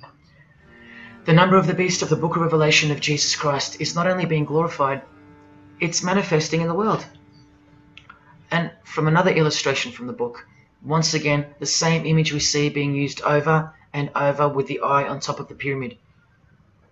This is the secret religion that encompasses us and has been influencing us for decades upon decades. 2 to 3 centuries, in fact. Just like the Gospels explain, this is an absolute counterfeit of the truth. Christ is mentioned everywhere, but not Jesus Christ. No, this is the Antichrist spirit, who will eventually manifest and appear to the world as one man. Doesn't sound so mythical anymore when you see that the enemies of Jesus Christ and those behind the New World System, they use biblical terms. And Christ, to depict the antithesis, the anti of the real Christ, their Savior. And these spirits from the world we can't see are the ones who taught mankind the sick art of witchcraft. Look at who supplies this book online, sacredmagic.com. You know what magic really is and what it really entails now. So once again, you can see the connection, the relationship. If you still think that this phrase, New World Order, is a conspiracy theory, you're suffering from a medical condition. On the Lucius Trust website, the consultants to the European Union, you find the statement that the New World servers are occupied with the task of inaugurating the New World Order. In the same article, this shocking admission is made. 2/3 of humanity will stand upon the path at the close of this age, and with that, 1/3 will die, or to put it surreptitiously, will be held over for later unfoldment. That's the Lucius Trust. The word Lucius being the replacement for the word Lucifer, who works hand in hand with the EU, the European Union, stating that 2.5 billion human beings are planned to be killed off. All predicted by Jesus, and only Jesus. And if you still think I'm joking or misleading you about what these people are and what they plan to do, here's a book written by the founder of the Lucius Trust, the Freemason Alice Bailey, Education in the New Age, where she, well, educates you about mass population reduction. When a form proves inadequate or too diseased or too crippled for the expression of that purpose, it is, from the point of view of the hierarchy, no disaster when that form has to go. Death is not a disaster to be feared. The work of the destroyer is not really cruel or undesirable. Do you see? Did you hear that? Through the all-seeing eye of Lucifer, the destroyer, for the purpose of the new world, death and mass murder isn't evil, it's good. And Alice Bailey in The Labours of Hercules also tries to re-educate us and protect that God-forsaken number, predicted in the Gospels to be associated with evil. The number of the physical plane activity is called the number of the beast. This idea seems to have a horrible fascination with many, but what it really means is that Virgo is the symbol of triplicity. 6 on the physical plane, 6 on the emotional plane, and 6 on the mental plane. Not 666 at all. And one more time, from the consultants to the European Union, from their website Lucius Trust, to prove to you that these people are all working toward and waiting for the world leader. The coming of the Avatar and the advent of the coming one are the keynotes of the prevalent expectancy. After everything I've shown you, are you going to ignore this? Or worse, are you going to trust these people, of whom were predicted to this very condemnation 2,000 years ago? Right down to a one-world system, depopulation, and to the man who will carry the number 666, and with it, implement a new system in which you won't be able to buy or sell unless you receive a mark in your hand or forehead. And what's just been announced by Business Insider? Cashless society. Due to this, by 2024. This is the manufactured trend for the world. And you better believe it's fulfilling biblical prophecy. You know that book that's been ripped out of schools and hysterically discredited? Why do you think there's a single eye displayed on all the covers of George Orwell's dystopian novel 1984? It's because the one-eye religion is the one in permanent control, where democracy and Christianity have been utterly extinguished and the remaining population live in a whole new level of permanent communism. It is well known that George Orwell himself had ties with the Fabian Society, which is a secret society complete with degrees of initiation. Tucked away neatly somewhere under the wing of Freemasonry, the Fabian Society's logo used to be this: a wolf in sheep's clothing, which is exactly what Freemasonry is. And it was a metaphor for gradually advancing socialism. And socialism is communism for slow learners. This level of denial on our part has been brought on by mass propaganda, because everything has been weaponized to work against you and God's truth. Education, entertainment, and economics. You're a slave to each one. And Freemasonry is the slave master. Listen to the Grand Pontiff of Universal Freemasonry tell you about it in Morals and Dogma. The blind force of the people is a force that must be economized and also managed as the blind force of steam. You are just blind energy to them, made to be enslaved. This force must have a brain. Who do you think the brain is? Freemasonry is the brain, obviously. And he's saying that we're just the body parts that move to its will. Look, these are some pictures I took of the local obelisk in my town. An erect phallus hidden in plain sight. See how the cube at the bottom is rough? In Freemasonry it's called the rough ashlar stone. Well, watch this from Morals and Dogma. The rough ashlar is the people, rude and unorganized. Once again, you can see what this secret society secretly thinks of you. Now see how the stone built on top is smooth? That's called the perfect ashlar. The perfect ashlar is the state, the rulers. Yeah, the one-eye sex cult of Freemasonry, which hides its master, Satanism. Now, where is this brain taking us? Remember, this guy is the general who fought against the United States forces to uphold the institution of slavery. And the Grand Pontiff of Universal Freemasonry, who calls you the vulgar herd and the ignorant multitude, and admits that yes, unbelievably so, Lucifer is the light bearer. This is the highest authority in Freemasonry, the secret religion of all our leaders and idols. Believe it. Now listen to this. The papacy and rival monarchies, all that will become the heritage of the temple, meaning the temple of Freemasonry. The world will soon come to us for its sovereigns and pontiffs. We shall constitute the equilibrium of the universe and be rulers over the masters of the world. They're gonna own it all. And it's true, the papacy and the monarchy have fallen into their hands. All Freemasons now. This is a 150-year-old book, so you can see how far ahead they plan, while we stay ignorant. How do you suppose that they won't achieve the New World Order? The New World Order of death. Of combined and systematic movement and effort, the great revolution prepared for by the ages will begin to march.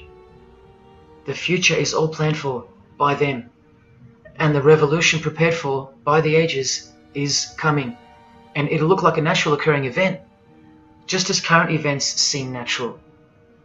Lastly, from his other book, Legenda, and reading from the ancient and accepted Scottish rite of Freemasonry, Albert writes, "And thus the warfare against the powers of evil, meaning Christianity, that crushed the order of the temple in the 1300s, goes steadily on, and freedom marches ever onward toward the conquest of the world." The conquest of the world, guys. And this is their method. Ingenious as it is, the double-headed eagle, the left and right paradigm. Whether you are pro-abortion or life, prefer Macca's or KFC, Ford or Holden, vote Liberal or Labour, shop at Coles or Woolies, go for the Parramatta Eels or the Canterbury Bulldogs, always the two most opposing forces, the result always feeds the one belly. The two heads always serve the same Masonic beast. Do you get it? That's number one. Number two is the horribly magnificent motto of their double-headed eagle, Ordo ab Chaos. That means order out of chaos. It's the ultimate way to achieve your sinister goals while looking like a hero. With one hand, they create beautiful and noble things. With the other hand, the hidden hand, they destroy and pervert.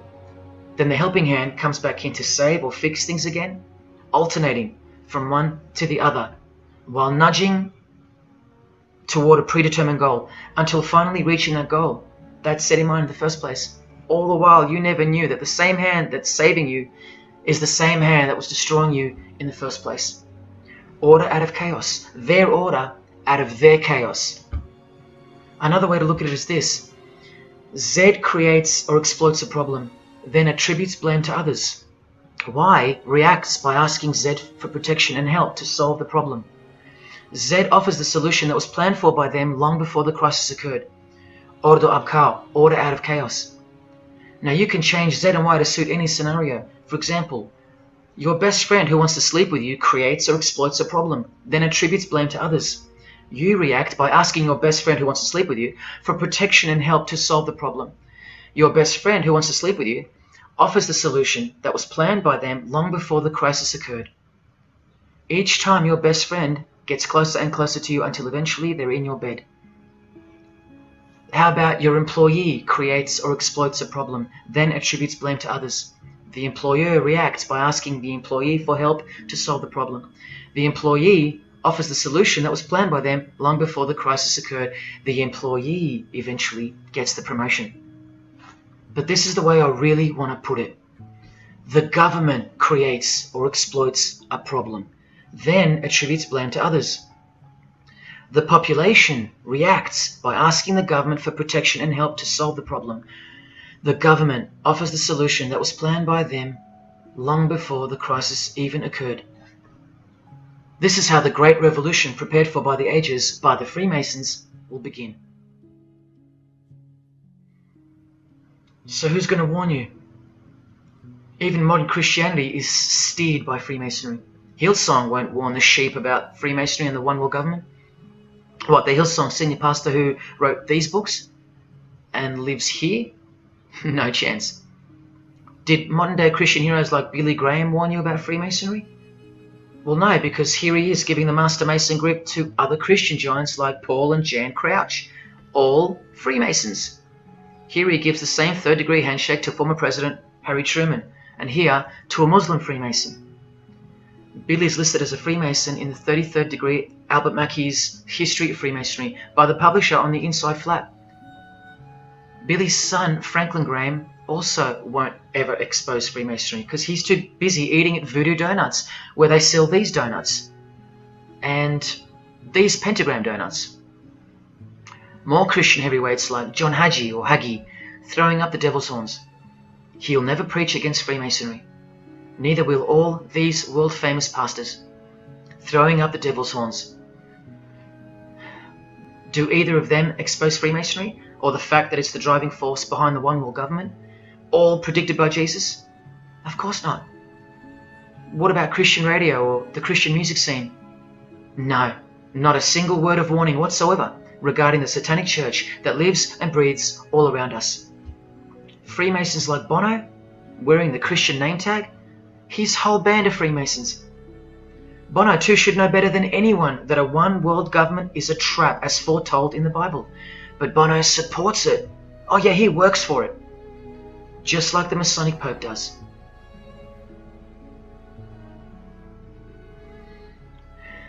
Even if by some freak chance they didn't know any better. No disciple of Jesus can bend their knee to another man in the Masonic Lodge, calling him master and swear to keep secrets. Look what they call each other from the Encyclopedia of Freemasonry. Master Mason, Grand Master, Most Eminent Grand Master, and the most appalling title of all, Most Worshipful Master. Most worshipful.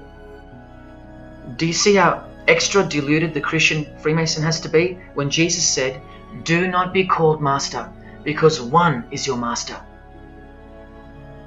And what about all those oaths? Don't worry, Jesus covered that too. What I tell you is this: do not put yourself under oath at all, but let your yes mean yes and your no mean no. How's that for an idea? But the Freemasons' yes means no, because they all swear to lie and conceal from the first degree initiation all the way through. What is whispered in your ear, proclaim it from the rooftops. That's Jesus. You see the contrast? How precise he was and still is. You think Bono and the Pope don't know about the Masonic calendar and how it's not the same calendar as ours? From the Encyclopedia of Freemasonry, the real date of the world is found by adding 4000 to the Vulgar era. This whole Christian era is vulgar. So the year in the Masonic world is actually 6021. And this abbreviation is in French, the Vulgar era, beginning since the year of the Lord, since the year of Jesus Christ. That's how they feel about the current age, which is coming to a mind-blowing end by design. Now, do you think Freemasons aren't capable of mass murder?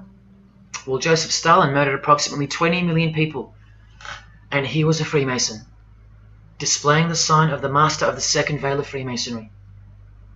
Vladimir Lenin was the leader of the Bolshevik Party, and he paved the way for the mass murder of 60 million people, mostly Christians, and he was a proud Freemason. And ladies and gentlemen, this is Adolf Hitler, a Freemason, clearly giving the grip of a Master Mason. And here he sits next to his military leader, Hermann Göring, who is also displaying his allegiance to Freemasonry with a hidden hand. He even displays the Masonic triangle, just like fellow Masonic brother Jay-Z. The mind of Hitler surrounds you now. It just hasn't pounced yet. The mind of Hitler isn't isolated to some portion of the world anymore. It now encompasses you. Hitler is everywhere. Far more clever than you can imagine. Evolved and sleeping in your bed. It's easy to say that's impossible. Once upon a time, 70 million Germans adored him. Once upon a time, Hitler was named Man of the Year by Time magazine. You've been fooled by the Satanic machine. Please don't try to get inside to the mind of Freemasonry. It's like trying to understand Satan himself. You can't, and you don't want to. Freemasons will make friends with their most hated enemies. They will cross-dress their morals to move closer to their goal. They'll make the English language void of any meaning by turning everything inside out and upside down to camouflage its objectives. They will simultaneously create charities along with the greatest machines to ever destroy the hearts of men, like pornography. They will sell their souls to gain the world. They are a dichotomy, a paradox, a lie that loves to speak the truth and a truth that loves to lie. They are a snake eating their own tail, consuming what they produce.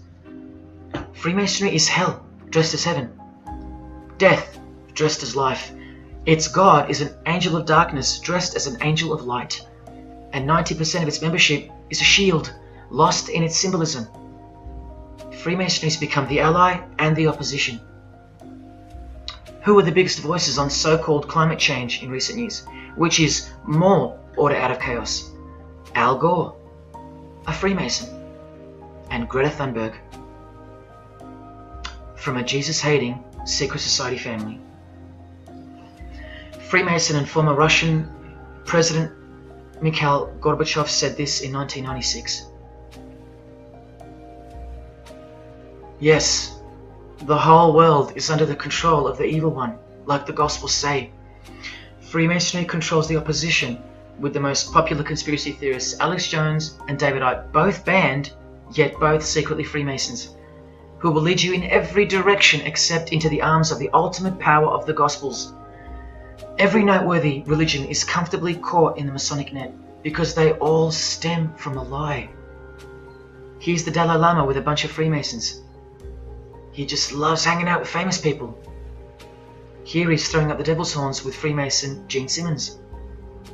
But there's no way the Dalai Lama can be a Freemason, right? Well, here he is displaying the hidden hand of the Freemasons next to George W. Bush, a fellow brother. That's right, the Dalai Lama is a Freemason, under an oath of silence and sworn to secrecy. Are you going to wake up now? Here he is with his students in his temple. And what's behind him? This symbol. Can you see? The pyramid with the emanating eye on top, symbolized by a sun, which you know now is the phallus of the god of this world, shooting forth his generative light, his mystical sperm that gives life, and whose one eye transcends good and evil, both of which are just illusions of the mind. Understanding this comes by initiations, and yes, tantric initiations are used in Tibetan Buddhism. Gerald York was the Dalai Lama's emissary, his personal representative to the West, and he was personal friends with 33rd degree Freemason and Satanist Aleister Crowley, who wrote 20 essays named Aleister Crowley, The Golden Dawn, and Buddhism. And he also served as a consultant to the movie Lucifer Rising, the Dalai Lama's representative. See how the eye can also be represented by the sun, caught behind the moon in this movie poster. That's just like the Dalai Lama's logo. And here's a scene from the movie with the Masonic square and compass hidden in plain sight. Look at the symbol of Buddhism, and look at the floor inside every Masonic lodge, symbolizing opposites and equilibrium, which creates life, and where evil is not what it seems, it's necessary. Why do you think the New Age author Christopher Hyatt, who writes that the Grand Vicar of Lord Lucifer is soon to be crowned Prime Minister of the world, notes in that same book his appreciation of Nietzsche, the man who states that the Christian is the sick animal man, the Zohar, which is witchcraft, and Buddha. These are the people he appreciates. Why does he lump Buddha into the same basket? I'll tell you why right now. Because in his highest manifestation, the Buddha, seeing the illusionary world through the all-seeing eye, his third eye, would not interrupt a rape if he happened to walk by, so as to stay detached from the karmic cycle.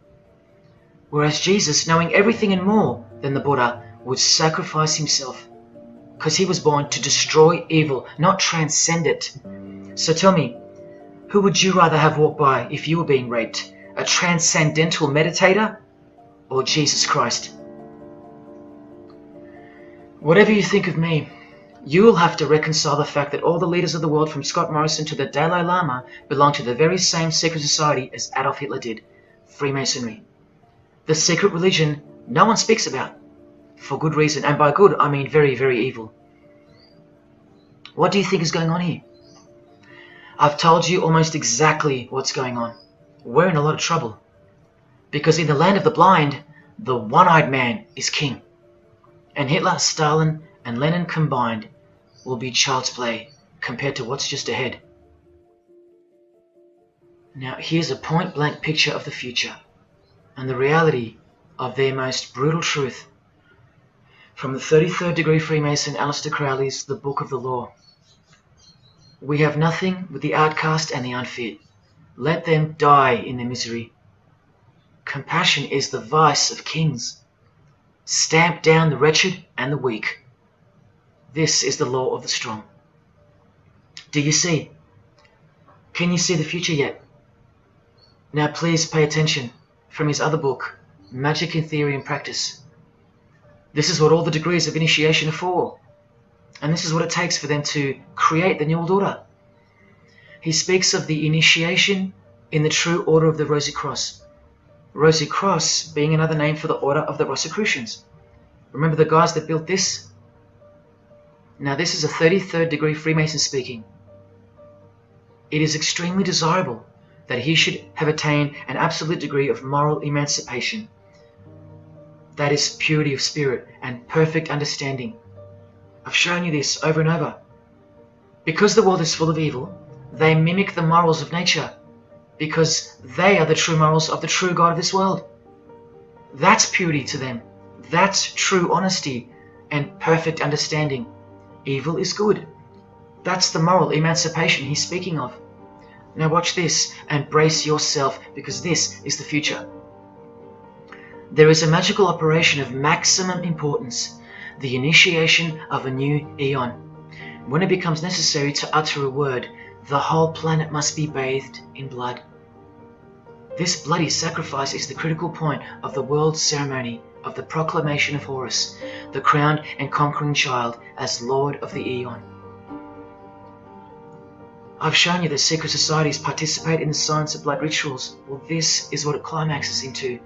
A massive blood ritual in the name of the new Eon, the new age, which revolves around a divine plan not of this world, as confessed by all of them. You are not who you think you are.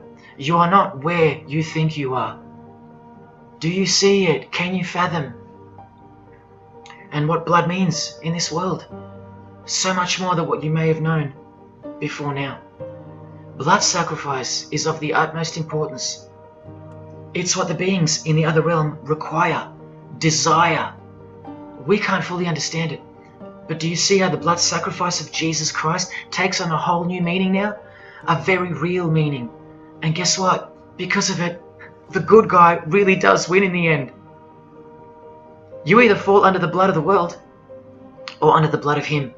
There is no middle ground. Blood is like the monetary currency of the spirits, and that's how God bought us back from the legal ownership of the ruler of this world with blood, his own blood. Now you can begin to understand why they hate him so much. Because that's why he was born into the world of flesh, to produce blood of his very own. Not by means of perishable things were you set free once and for all, by the payment of ransom money, but by costly blood, by the one who was visibly manifested at the closing years of the times, for your sake. That is the truth. Do you think it's just a coincidence that this is the last age before the long planned for new order of the ages? That's ages, plural. That means forever. That's the plan. That's why the Gospels say that he was visibly manifested at the closing years of the times, at the end of this last age. In the book 1984, George Orwell told us, if you want a vision of the future, imagine a boot stamping on a human face forever. I've shown you that this so-called New Age is in actuality a new Satanic age. And it's not really new at all. It's very old indeed, it's ancient. But like I said, its progress was derailed by the appearance of Jesus on the human scene. Now I'll prove to you that the New Age is an old religion. Novus Ordo Seclorum is part of a quotation taken from the Roman pagan philosopher Virgil's 4th Eclogue, which was borrowed by him from the Sibylline records, which were ancient prophecies delivered by an oracle through witchcraft or divination. That's where the phrase Novus Ordo Seclorum comes from. Now look at what the full phrase actually says. A mighty order of ages is born anew. Both the prophetic virgin and Saturnian kingdoms now return. Now a new progeny is led down from the lofty heavens. Favor, chaste Lucina, the boy soon to be born, in whom the Iron Age shall come to an end, and the Golden One shall arise in the whole earth. We've just been told that the New Age is a Saturnian kingdom which returns, so it's been here before. Next we see that a new progeny, meaning a new seed, a new race, there's that race again, is coming to earth. And that a boy will be born who will bring the Iron Age, which is the age we're currently in, to an end. And that the Golden Age, the New Age about to begin, will again arise over the whole world. Now what is the Saturnian kingdom? Well, for starters, this is a band called Saturnian Mist. And here on their front cover, we have a reference to magic. Then we see by the singer's shirt, they're Satanists. Then with his other shirt, we see the connection once again between the inverted pentagram of Satanism and the one eye of Freemasonry, the secret religion of the who's who of planet Earth. Freemason and Satanist Marilyn Manson has a song called Satanalia, and on a satanic website on ritual offerings for demonic bindings, we find that Satan is Saturnian in nature. Here on the front page we see the inverted pentagram under the head of the Baphomet, and right next to it, a version of the square and compass of the Freemasons, of which a lodge is located near a suburb near you, no matter where on earth you live. The Satanic Church hidden in plain sight. Now let's go straight to the source so you can see for yourself the nature of the New Age Saturnian kingdom found in the full quote of the Freemasons' New World Order seal. From this book, which is a factual study of the single most influential occult organization in modern Germany, the Fraternitas Saturni, or the Brotherhood of Saturn. We learn of the path of the Saturnian initiate, which is outlined in detail with the meaning of all 33 grades, 33 degrees of Freemasonry. This is the very same thing, the same objectives. All secret societies work for the same goal because they all have the same spirit. The only difference between Freemasonry and this Saturnian fraternity is that your local Masonic lodges are veiled and camouflaged filtering systems for future Satanists, from which all influential figures of society are chosen, where the real religion begins at the 33rd degree. Whereas with orders like the Saturnian Brotherhood, there is no filtering system. As such, you're a student of Satanism from the first degree. That's why Satanism's takeover would have been impossible without international Freemasonry. The Saturnian teachings include sexual mysticism, sex magic, and Nietzschean Thelemism. Nietzsche, remember the guy who says that Christians and the mindset to help the weak makes up the sick animal man? The guy who wrote this book and doesn't believe in good and evil. And Thelemism from 33rd degree Freemason, who says that in this book that to initiate the New Age the whole world must be bathed in blood in a bloody sacrifice before man can accept the law of Thelema. Nietzschean Thelemism. That's what the New Age Saturnian kingdom, from which the Freemasons took this phrase from, actually looks like. This factual study on the Saturnian Brotherhood is filled with references to Lucifer, Satan, magic, sex magic, blood, sacrifice, the number 666 as mentioned by Jesus Christ himself, and of course, Freemasonry. The secret society that all of our politicians and entertainers belong to. And what's the demonic sigil for Saturn? The Masonic square and compass. Are you going to snap out of it now? When you see a beautiful sunrise and smell the fresh air, or hear a great song, or see a great movie, are you going to forget where you really are? When you hear people using Jesus Christ's holy name as a cuss word, are you going to forget where this phenomenon really came from and why it's taking place? Now that you've seen how actual and bona fide the reality of 666 is from their own mouths and symbols, let me show you where else it's revealed. Do you see these Roman numeral numbers down here? They add up to 1776, the year that America officially became the country we know of today. And also the year of the birth of another secret society, which was absorbed into Freemasonry after it was banned in 1785. But look, the base numbers. M is 1000, C is 100, and X is 10. All you have to do is subtract the base numbers. 1776 minus 1000 minus 100 minus 10. Or simply remove the Roman numerals which represent the base numbers. No, I'm not playing tricks on you. Neither are your eyes. But someone else is. Now that you've seen the prevalence and seriousness of this horrid number, now that you've seen what you've seen, I can show you where else it appears. This figure is represented by the numbers. To make this work, they had to remove the number 1 altogether and separate the 2. Of course, we'd be too dumb to pick up on it. But 789 minus 456 is this, multiplied by this lonesome 2. That's right. This dark and mysterious figure is none other than the long-anticipated Antichrist, the ruler of the Saturnian kingdom, which is on its way. And Australia has been steeped up to its neck in secret societies since the early 1900s. World Economic Forum logo, with this slash through the O's, is of course representative of the number of the ruler of the New Age, 666.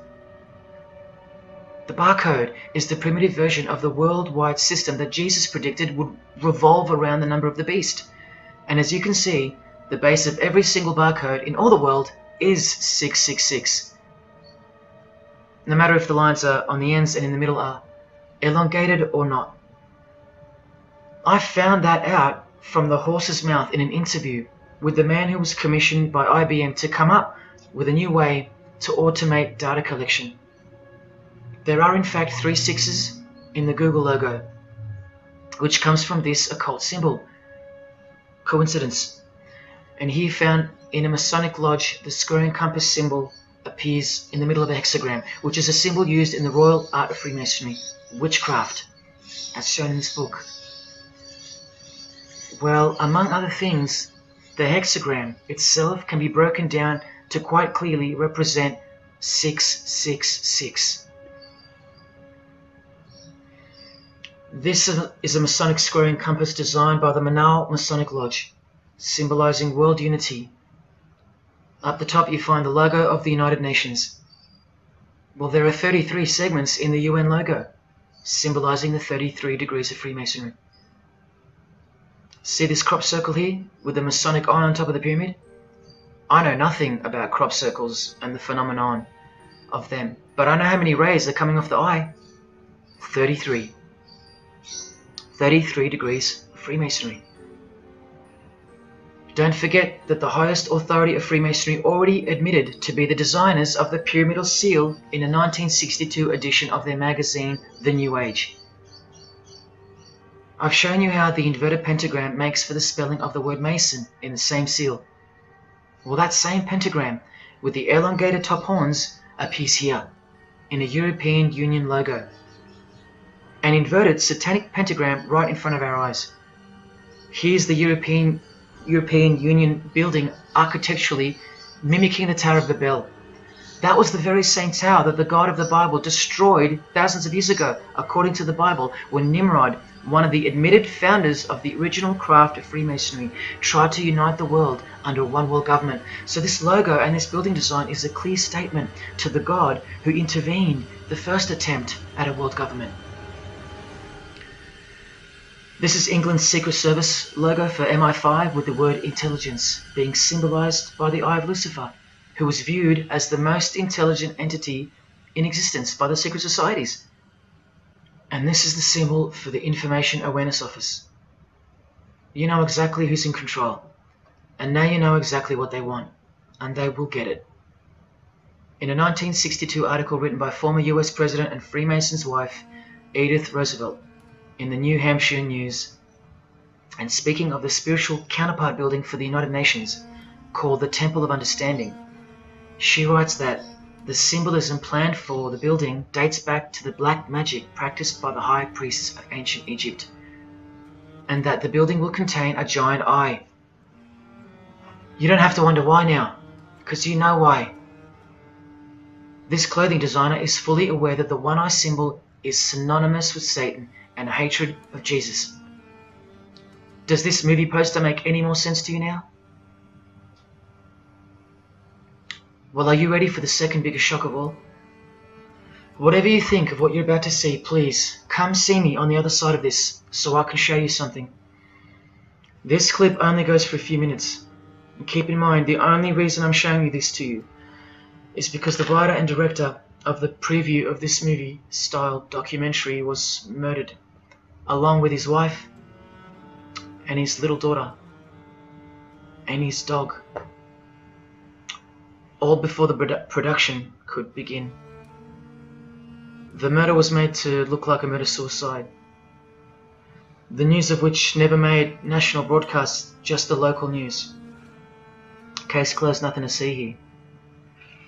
You have to ask yourself why, after so many movies with a dystopian, World War, totalitarian type theme, why was this movie so dangerous and strictly unacceptable for public viewing, that a whole family would be murdered? Well, this movie was going to tell us about America's secret destiny, and one other thing which you'll see on the other side of this clip, an amazing thing. As titled by Manly P. Hall over 100 years ago, what's the secret destiny of America? Well, it's this.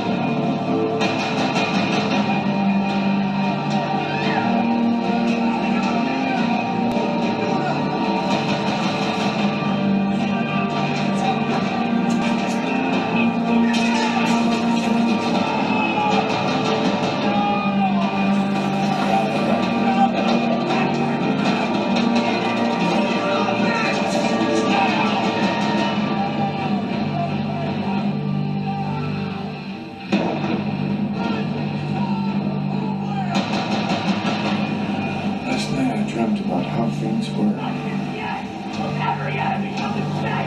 I woke up here.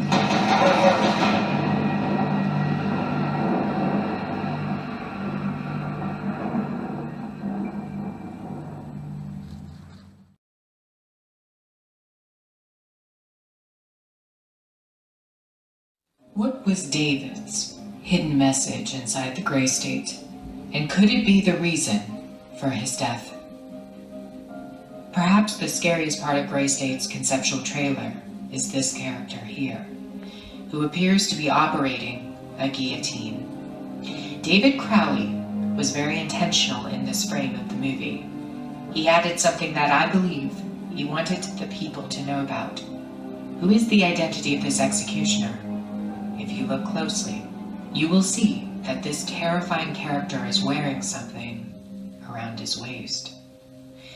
It appears to look like an apron. The executioner wears a Freemason apron, complete with the all-seeing eye, the compass, and the 2 pillars. I do believe David Crowley is trying to tell us something. He is telling us that the organization behind the French and American revolutions, the organization behind the Italian Revolution of 1830, the organization that outlined a plan to overtake the Vatican in a document called the Alta Vendita, the organization behind the Trail of Tears and the deaths of thousands of Native Americans under Freemason Grand Master Andrew Jackson, the organization behind the Ku Klux Klan in the United States post-Civil War and its rebirth in 1915, the organization behind Hiroshima and Nagasaki during 33rd degree Freemason Harry Truman's presidency. These are men with a radical revolutionary agenda throughout the entire world because they worship and follow a radical revolutionary deity. The first to have led a revolt against the Most High Lord.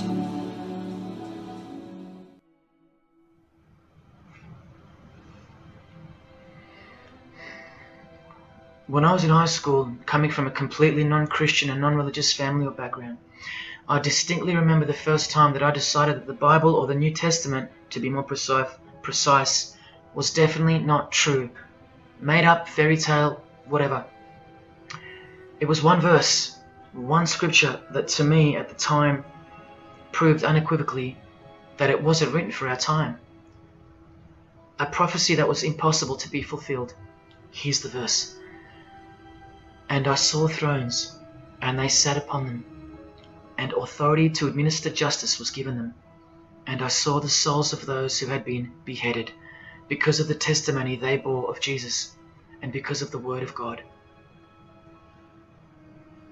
No way could guillotines be introduced as a form of execution in the 21st century, right? No way. Proof that the Bible was a prehistoric book written for prehistoric people. And this is long before he woke me up on a midnight highway to spare my life from a high-speed collision into a concrete wall. Ladies and gentlemen, in 2021, like the smartphone or the smartwatch, this is called the Smart Guillotine. Built by Chanel. You know, the perfume and clothing and accessories brand for the rich. What on earth does a perfume company have to do with chopping people's heads off? Well, I thought I told you that all of this is just the tip of the iceberg. I wonder who really owns Chanel. Well, here's their logo, and there is an eye in the design. And have you seen their drip design? How odd. Welcome to the real world. You ready? This is from a legislation archive from the Georgia House of Representatives in the 1995-96 sessions. This is Bill HB 1274 on the death penalty, guillotine provisions. How far along are we into enacting these bills worldwide? I don't know. Maybe they've been enacted already. But I just wanted to show you that in 1995 the ball was already rolling. Another ball that's rolling are the 7 universal Noahide laws. They sound great from the outside, designed so to conceal some terrifying details on the inside. Firstly, they were signed into US law in 1991 by George H.W. Bush on March 26. Here's the bill and resolution. It was named Education Day. As you can see in the details of Resolution HJ 104, they are the 7 Noahide laws, resolved by the Senate and House of Representatives of the United States of America in 1996. Every single president since H.W. Bush has annually re-signed this resolution. Many world leaders have called for the acknowledgement and observance of the 7 Noahide laws, including the President of the European Union in July 2014 and the Australian Governor-General Michael Jeffrey in 2008. And this will be international law. So what's the problem? Well, just for starters, the law against idol worship will include, quite specifically, the worship of Jesus Christ as the Son of God, which the Noahide laws will classify as blasphemy, and the punishment for transgressing the 7 Noahide laws and for blaspheming the ineffable name of God by calling Jesus God is decapitation. I'll let you take that in for a second. This will be governed by a world court with no possibility of appeals. Something like this, an international Sanhedrin.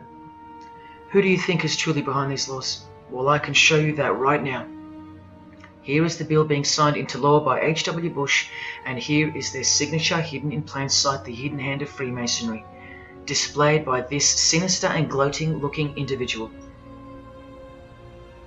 And you know what Freemasonry is a cover for now. Who do you think designed the guillotine in the first place?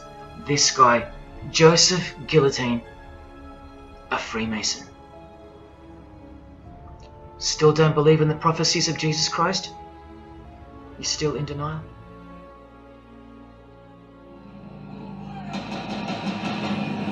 Last night I dreamt about how things were. And I woke up here.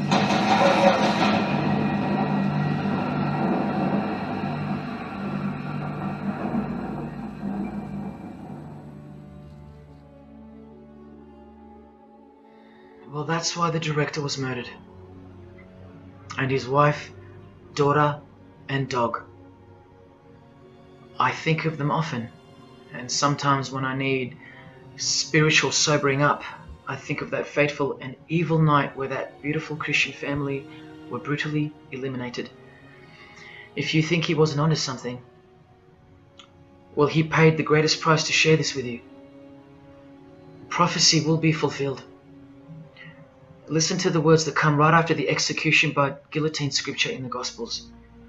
And I saw those who were such that they did not worship the beast, nor his image, and did not receive his mark of identification upon their forehead and hand. Remember this mark in the video? I'm not saying that the director knew what the mark would be, but based on the symbology, he knew who would be behind it. Look at the triangular symbol of the Freemasons. The Masonic triangle around the eye, and the Brotherhood of Satan. Now look at the front cover of the book written by New Age author Maurice Nicoll. The mark. Same symbol. Identical to the symbol used by J.K. Rowling, who said its design was inspired by the Freemasons. Who has this tattoo, which represents the Baphomet. Well, Solve Coagula is the process in which they will bring this New World system to life. It's identical to the Masonic motto of order out of chaos. Solve means dissolve or destroy, and coagula means to bring the elements back together into a new and higher form, a new and higher system. Jesus described it as the beast system, and one way or another, we will be marked as a form of identification in order to participate. But first, chaos must ensue. A deep Masonic truth, which is mostly true anyway, is that destruction precedes construction. It's like having to destroy a tree in order to create a table. The same principle applies to creating the New Age. That's why I know that the process which involves the creation of a new system must involve the destruction of this one. Now, this is the last referenced work I'm going to use to show you who will be the head of that system, that one world government. A book by David Spangler, considered as one of the founding fathers of the modern New Age. He also has an intimate relationship with the United Nations, as shown in 1975 document which was uploaded to the UN archives in 2006. Please pause to confirm that, where you can find his name listed under the Board of Directors for the Planetary Citizens Group. In his book, Reflections on the Christ, David Spangler, remember, one of the founding fathers of the New Age and a member of the Board of Directors in a United Nations sanctioned program, repeatedly upholds and honors the entity known as Lucifer. He tells us all about what is required to step into the New Age. Well, mainly, what's required is a new understanding of the angel Lucifer. He writes that when this great project of evolution began, man went forth as consciousness to learn his divinity, and Lucifer went with him. It is important to see that Lucifer, described as an angel, a being, a great and mighty planetary consciousness. He says that, just like in Halloween and trick or treat, if the person offers a treat to Lucifer who knocks on his door, and the person says to Lucifer, "Come in, and I will give to you the treat of my love and understanding, and I will uplift you in the light and presence of the Christ," Christ meaning my outflow, then Lucifer becomes that being who carries the ultimate treat, the light of wisdom. Lucifer represents experience. Lucifer is literally the angel of experience. The Luciferic element becomes the true revealer of light, the angel of light. The light that reveals to us the path to the Christ comes from Lucifer. The Christ that he refers to obviously is the Antichrist spirit, who will eventually manifest on earth as one man. But for some odd reason on page 60 he feels compelled to clarify that he was only joking once when he said maybe to enter the New Age we all need to take a Luciferic initiation. Well, that's definitely no joke. That's right, Lucifer is the savior of the secret societies. The solar system was the manifestation of the consciousness of a very great being known as the Solar Logos. And if we go back to the secret society of the Brotherhood of Saturn, we read that mankind will be able to take a measure of egocentric power from the Solar Logos. In this way, Lucifer is the savior of humankind.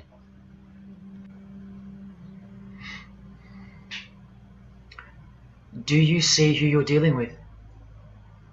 These are the people above you, the rich, powerful, influential, overflowing in all areas of those who are steering society, and they're about to reach their destination. Who showed you? Who told you? Who warned you? Jesus Christ did. Oh, those pesky Christians. In the animation Flushed Away, the villain Toad conspires to genocide all the rats in the Silver World and replace them with a superior species, a new species. No one is aware except for this one rat who's briefly seen in the beginning. He's a Christian rat, a nut job, carrying around a plaque, as some real-life Christians used to, warning everyone of the impending doom that is upon them. What's the twist that's hidden in plain sight for no one to see? Well, the villain Toad, planning the New Age, wears the ring of a Freemason. This ring. And he wears it exactly on the finger that a Master Mason should. It is worn on the third finger of the right hand. There is one who predicted it all, and they know that. That's why he's been so thoroughly discredited, or so it seems. Yes, the nutjob Christian was right all along. Remember one last thing before I close.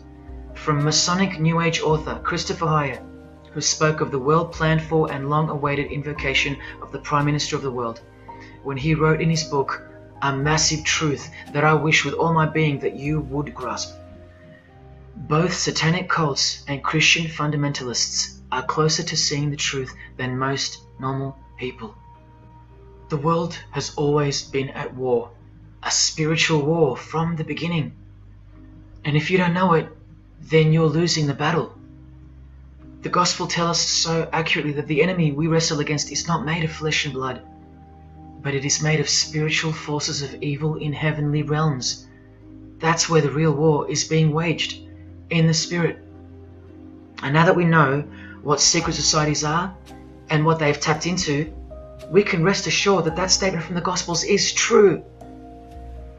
That's why the common denominator between all of the secret societies is the anti-Christian sentiment.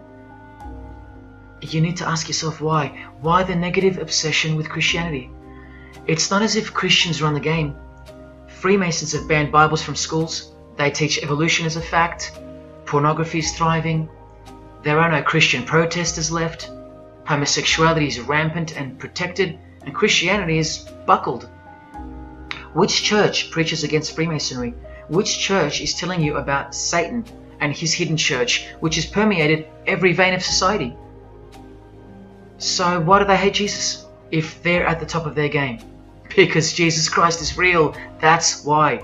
And he left us prophecy that they can't escape. See, the more they win, the more they fall into the hands of the prophecies of Jesus and his Gospels. What a blessing for you, those who would grasp this as truth. What good news for you, and what a terrifying conundrum for them. If you've come this far, and you still don't care, or still unwilling to trust, then you deserve what's coming, as a law of nature. Because you've been warned of all of it. The one world government clearly on its way. Cashless society, inevitable. The mark that each person will receive, without which you won't be able to buy or sell or participate in this world. And the manifestation of the name, the number of the name of the one who will implement this system. 666. All of it is coming to pass. Inescapable we are from him. Everything and everyone will fall back into his hands, where he will finally separate the goats from the sheep.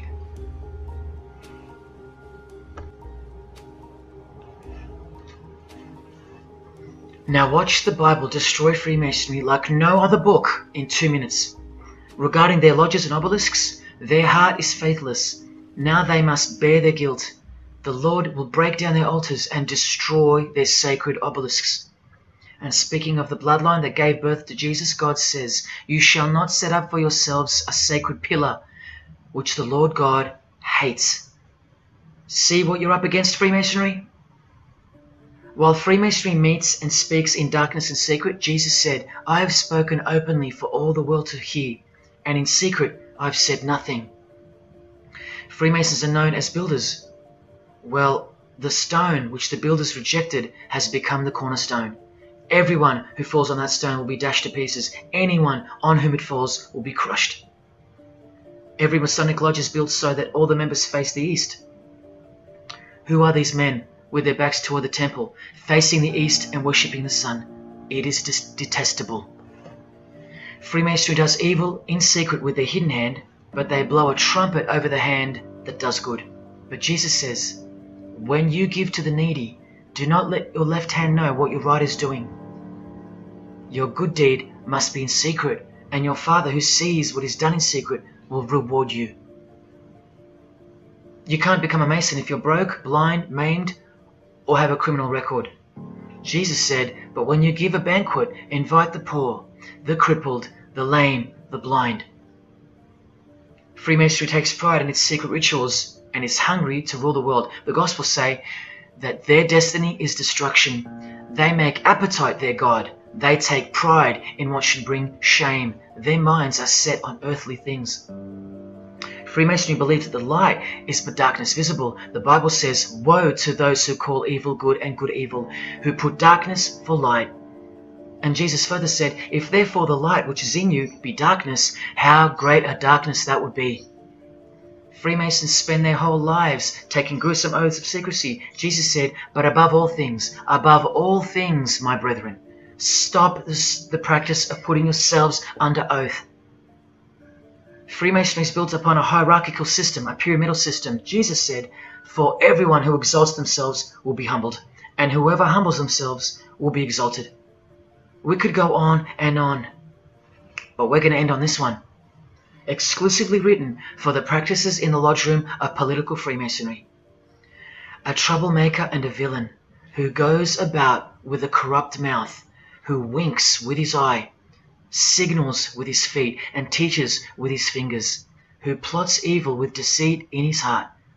He always stirs up conflict. Therefore, the disaster will overtake him. He will suddenly be destroyed.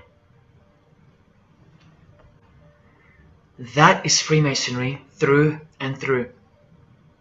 And apart from the man in the mirror, prior to your baptism of the Holy Spirit, Freemasonry is the villain. They do go about with a corrupt mouth as they are sworn to secrecy. They do proverbially wink with the eye, making the one eye. They most certainly signal with their feet and teach with their hands and fingers. In the lodge, I can vouch. And they do plot evil, stir up conflict, in order to further their goal of the New Age and the New World Order, the greatest conflict being up ahead. But thank God Almighty above, the verse also tells us that disaster will overtake them, and they will be destroyed. One frightful and glorious day. You can count on that. Because the only thing you can count on in this world, more than death, more than taxes, is the Son of God.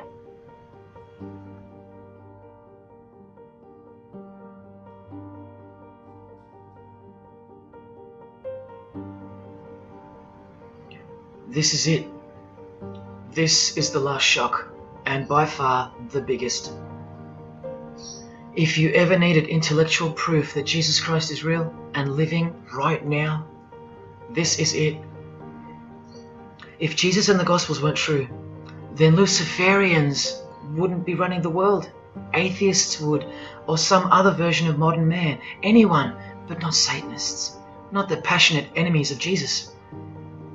If Jesus wasn't real, then so-called Satanists would be scattered here and there over the world in little local covens by silly teenagers rebelling against society and living in their own la-la land with their own little make-believe devils, being make-believe rebels. But no, people who believe that Lucifer is God run the world from top to bottom. They are dedicated to the core. They're highly sophisticated. They make the movies, they star in the movies. They write the songs, they sing and dance. They are worshipped as idols. They set trends, they live large, and they practice witchcraft, complete with sex magic and blood sacrifices. Why? Why do they do that? Why would they bother? Because witchcraft is real and has been since before civilization began, hidden from the vile multitude who have been stupefied by propaganda to the point that they don't believe in anything anymore. And who waged a war on witchcraft on your behalf? God did, the God of the Bible. If Jesus wasn't real, Luciferians wouldn't be building their paradise on earth. Atheists would. If Jesus wasn't real, Luciferians wouldn't be passionately hating him to the point of keeping their existence hidden under penalties of torture and death. Lo and behold, in the 21st century, yes, if Jesus was a myth, Luciferians wouldn't be working overtime to inadvertently fulfill every prophecy that Jesus gave us. Can anybody read me? What part of Jesus foretold a worldwide cashless system, a worldwide government, and a worldwide religion do you not get? If Jesus wasn't real, why do former Satanists freely admit that only the true Christians are immune to witchcraft? They have no power over the disciples of Jesus. How is that possible? And what about this one that's been going around? If the Gospels were written by the Catholic Church in order to control people, then why didn't they include a Pope in the Scriptures? There's no Pope here. Why didn't they include instructions to obey the priests? There's no priests in the New Testament, except for God himself and all his disciples. We're all priests. If the Gospels were an invention of the Catholic Church, why does Jesus say to call no man Father except your Father in heaven? Yet every priest holds the title of Father. If the Gospels were an invention of the Catholic Church to control people, why were only priests allowed to own a Bible and not the common people? Why did they burn William Tyndale at the stake, a Christian scholar who translated the Bible into English? Are you with me? Please help me understand how you don't believe in Jesus when even your enemies, the high-ranking Freemasons, think that you're stupid for not believing in Satan. There was the first shock, which was the fact that an international secret society exists at all, and that all people in power, prominence, celebrities, they're members of it. That was the first shock. The second shock was the oaths they take and the rituals they perform. Decapitated heads, brains exposed to the sun, drinking wine from human beings' skulls, all done by the people you respect the most. Pretty shocking if you have any brains left in your skull and heart left in your ribcage. The third shock was the reason they took the oaths and performed the rituals, and that reason is that the secret society they all belong to is in fact Satanism. The fourth shock was the details of witchcraft and the details of the new Satanic age, the Saturnian kingdom, where billions are planned for death to pave the way for a spiritual and technological utopia. But do you know what the biggest shock of all is? The shock that surpasses all of them combined. It's Jesus. Jesus is the shock. He's the shockwave, the reality and truth of Him. Because that changes everything. He changes everything. The greatest news you could never think up, that God left His abode to come here, a form of hell, manifest on earth, to be ridiculed and executed to save our sorry asses by taking a bullet for us. Don't worry, His second coming won't be so sacrificial. Better start fearing like you fear a cop and like you fear a judge. Oh, I know you tremble in front of them, but you don't fear God? Oh, how we love the darkness and sin. Possibly you, loved gossip, you loved sex and porn, you loved sodomy, you couldn't stop lying, you couldn't stop cussing, you loved your idols, singers, actors, sports people, sports teams, putting people who fart, smell and eventually die on a pedestal. You just couldn't cut yourself off from the ways of the world. Purity? Who wants to be pure? I have to be pure? I have to live holy? Stop sinning? That's so boring. What kind of God is this? To hell with that God. Well, do you like filth in your home? Do you? Do you like filth on your carpet, on your clothes, on your face? Do you invite filthy guests over and give them a share in all your belongings and all your power? Do you give them the keys to your house and car? No, you don't. But the Creator, who has the greatest house of all, He should. We can barely earn $1,000 a week, and we don't give that away to anyone. But now God should share His wealth with you, the unclean, the unrepentant. Is it too much to ask your filthy guests to clean up before they enter? To watch their mouths, to control their willy? Is that too much to ask? Oh, but if God was real, what about all the children that die? What about them? What are you doing about them? Are you still stuck on which phone you're going to upgrade to or what's for dinner? Why don't you leave your abode, your luxuries and your loved ones and risk it all to go save some children yourself? Oh, but what about all those who've never heard of Jesus? Let me ask you, what's your excuse? I know they have one, but what's yours? You've heard of Him. Every morning you wake up and look at the calendar is a testament to His name, because it's 2021 in Australia, it's 2021 in Brazil, it's 2021 in China, it's 2021 in every single country in the world. So let me ask you, 2021 years since what? Like I said, just waking up in the morning and knowing what day it is a testament to Him. But if God was real, why wouldn't He just show Himself? Show Himself to who? To you? You can't even get on your knees and repent. You can't even hate sin and scream out to Him. So why would He? How do I get the girl if I don't ask her out? And if I do, maybe she rejects me the first time and the second. How bad do I want her? How hard will I try? Most haven't even knocked on His door. Well, I did. I just kept knocking and knocking, and then I started banging and banging. I refused to leave His porch. I lay there like a hungry puppy. But even when He answered the door, I did the runner, because He was too big for me, and I loved sin a little too much. Yet He still left the light on for me.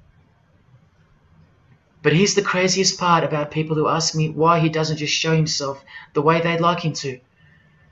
Their hearts have been so hardened that even if he did appear to them, in 2 weeks they would go back to being their old self, and he knows that. That's why. They might even forget it ever happened. Oh, that was just a crazy day. That was probably all in my head. Oh, how we love to make excuses. But if God was real, what about all the other gods? What other gods? Did Buddha perform a miracle for you? Did he affect a plethora of witnesses?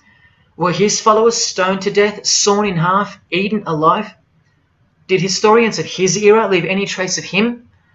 Did he prophesy all the kingdoms that would appear on earth, and in what order? Did he foretell of worldwide floods, of enemies that will despise his followers, use his name as a cuss word, and eventually attempt to set up a world kingdom? Did his appearance change the calendar from one end of the world to the other, and predict that his appearance would in fact change the calendar? What did the Prophet Muhammad do for you? Apart from stealing Jesus from billions of people and corrupting the Gospels, did he dedicate his entire life to sinlessness? Did he remain celibate so that his blood could make a difference in the hidden realm by the science of sacrifice, which is practiced in secret every day, in order to shield your very soul? No, he didn't. Instead, he had 11 wives. One of them was 9 years old, and he lived like a king, while the real king lived like a slave, and died like one too, and washed the feet of his disciples while demons trembled at his name and presence, and still do. And let's not even bother with the other pagan gods, Osiris, Odin, Vishnu, all inventions of fertility cults that worship the sun, sex, genitals, death, destruction, agricultural religions. Did anyone else apart from Jesus Christ ever say the words, "I am the truth"? Have those words even ever come out of someone's mouth? I've heard of "I know the truth," "I have the truth," but "I am the truth"? That doesn't even make sense. Unless truth itself was once upon a time born on earth as a man. Well, of course he's the truth. Where are all the heart-wrenching, knee-buckling testimonies about the indescribable power of this Holy Spirit, which comes in to sweep you off your feet and drown you in its tides, changing you forever? Where are all those testimonies? I'll tell you where they are. In the Christian column. That's where. Oh yeah, you'll get them here and there in every genre, but Christian testimonies simply outclips the rest. Where are all the life-changing, electrifying Hindu testimonies? The Muslim testimonies? A Muslim, Buddhist, or a Jew on the street corner, or from the proverbial rooftops, shouting the truth for all to hear, no matter the cost, because they love us that much, because he loves us that much? Where are they? And Freemason testimonies? Have you even heard of one of those? Satanic testimonies? You ever heard of one of those? A Freemason on his knees, sobbing from joy because of the overwhelming knowledge that Lucifer loves him?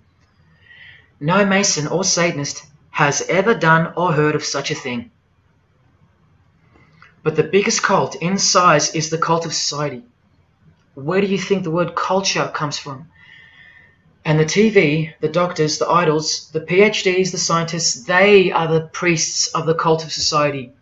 You atheists think you don't live in a religious world of your own, filled with daily rituals and daily worship? Even your beliefs require faith in what your priests teach you. Evolution, no proof. Age of the earth, no proof. Distance of the sun, all faith-based on what you are told by strangers. You can see the rings of Saturn with your telescopes, but you can't see the buggy on the moon that was left behind in 1969, yet you still believe, because you have faith. Don't you worry, no matter who you are, you live in a religious world, because life is religion. And if you're still in the "I'm not religious" category, think again. You all worship something or someone, and your religion is futile. But for you, for the one, whoever you are, remember the advantage that evil has over good. A little good doesn't destroy evil, but a little bit of evil destroys all good. See this glass of water? One single drop of poison is enough to render the whole lot useless or deadly. That means that 99% of the goodness and purity of that water amounts to nothing, all because of one single drop. The whole glass is evil. And so it is with the human soul. You better believe it. Does anyone go out with a stain on their face or on their shirt? You think the soul can't be stained? Think about it. Just one lie makes you a liar. So you can't go where life is, stained with death? Now, in case someone thinks I'm playing the high and mighty role, I tell you this. I used to be a liar. I used to be a pervert. I used to be a drunkard. I used to smoke all kinds of poison. I used to have angry outbursts, use a filthy mouth, indulge in filthy humour. I used to. Past tense. But no more. He finally summoned me. He called my name for the last time. He took my dog, then my music. He took my band, broke it all, and broke me, flooded me clean. He sent for me. He woke me up from a deep sleep on a high-speed midnight highway with a whisper, an actual whisper in my ear, and only meters between me and a concrete wall with my name on it, because he knew I had it in me. I had it in me to lay it all down, risk everything, so I can take a stand for him, for the Gospels, and for you. Well, this is me taking a stand. Brothers and sisters, I did all this for just one person, and I'll be hated and mocked and worse maybe, so that that one, whoever you may be, will wage war on sin and believe. Don't let even one drop in. No matter what the distractions this evil world may place in your path, in order to bury itself and its poison in your heart, where it will take root and overpower the 99% goodness in you. Just like only a few find success in this world, even fewer will find the kingdom. It's far more difficult than winning X Factor, or making $1 billion, or reaching a 33rd degree of a secret society. It's as difficult as loving your greatest enemy. And that's just about impossible. But if you can figure out how to do that, then you found the road to life. And I hope to see you soon. God love. Jesus wins.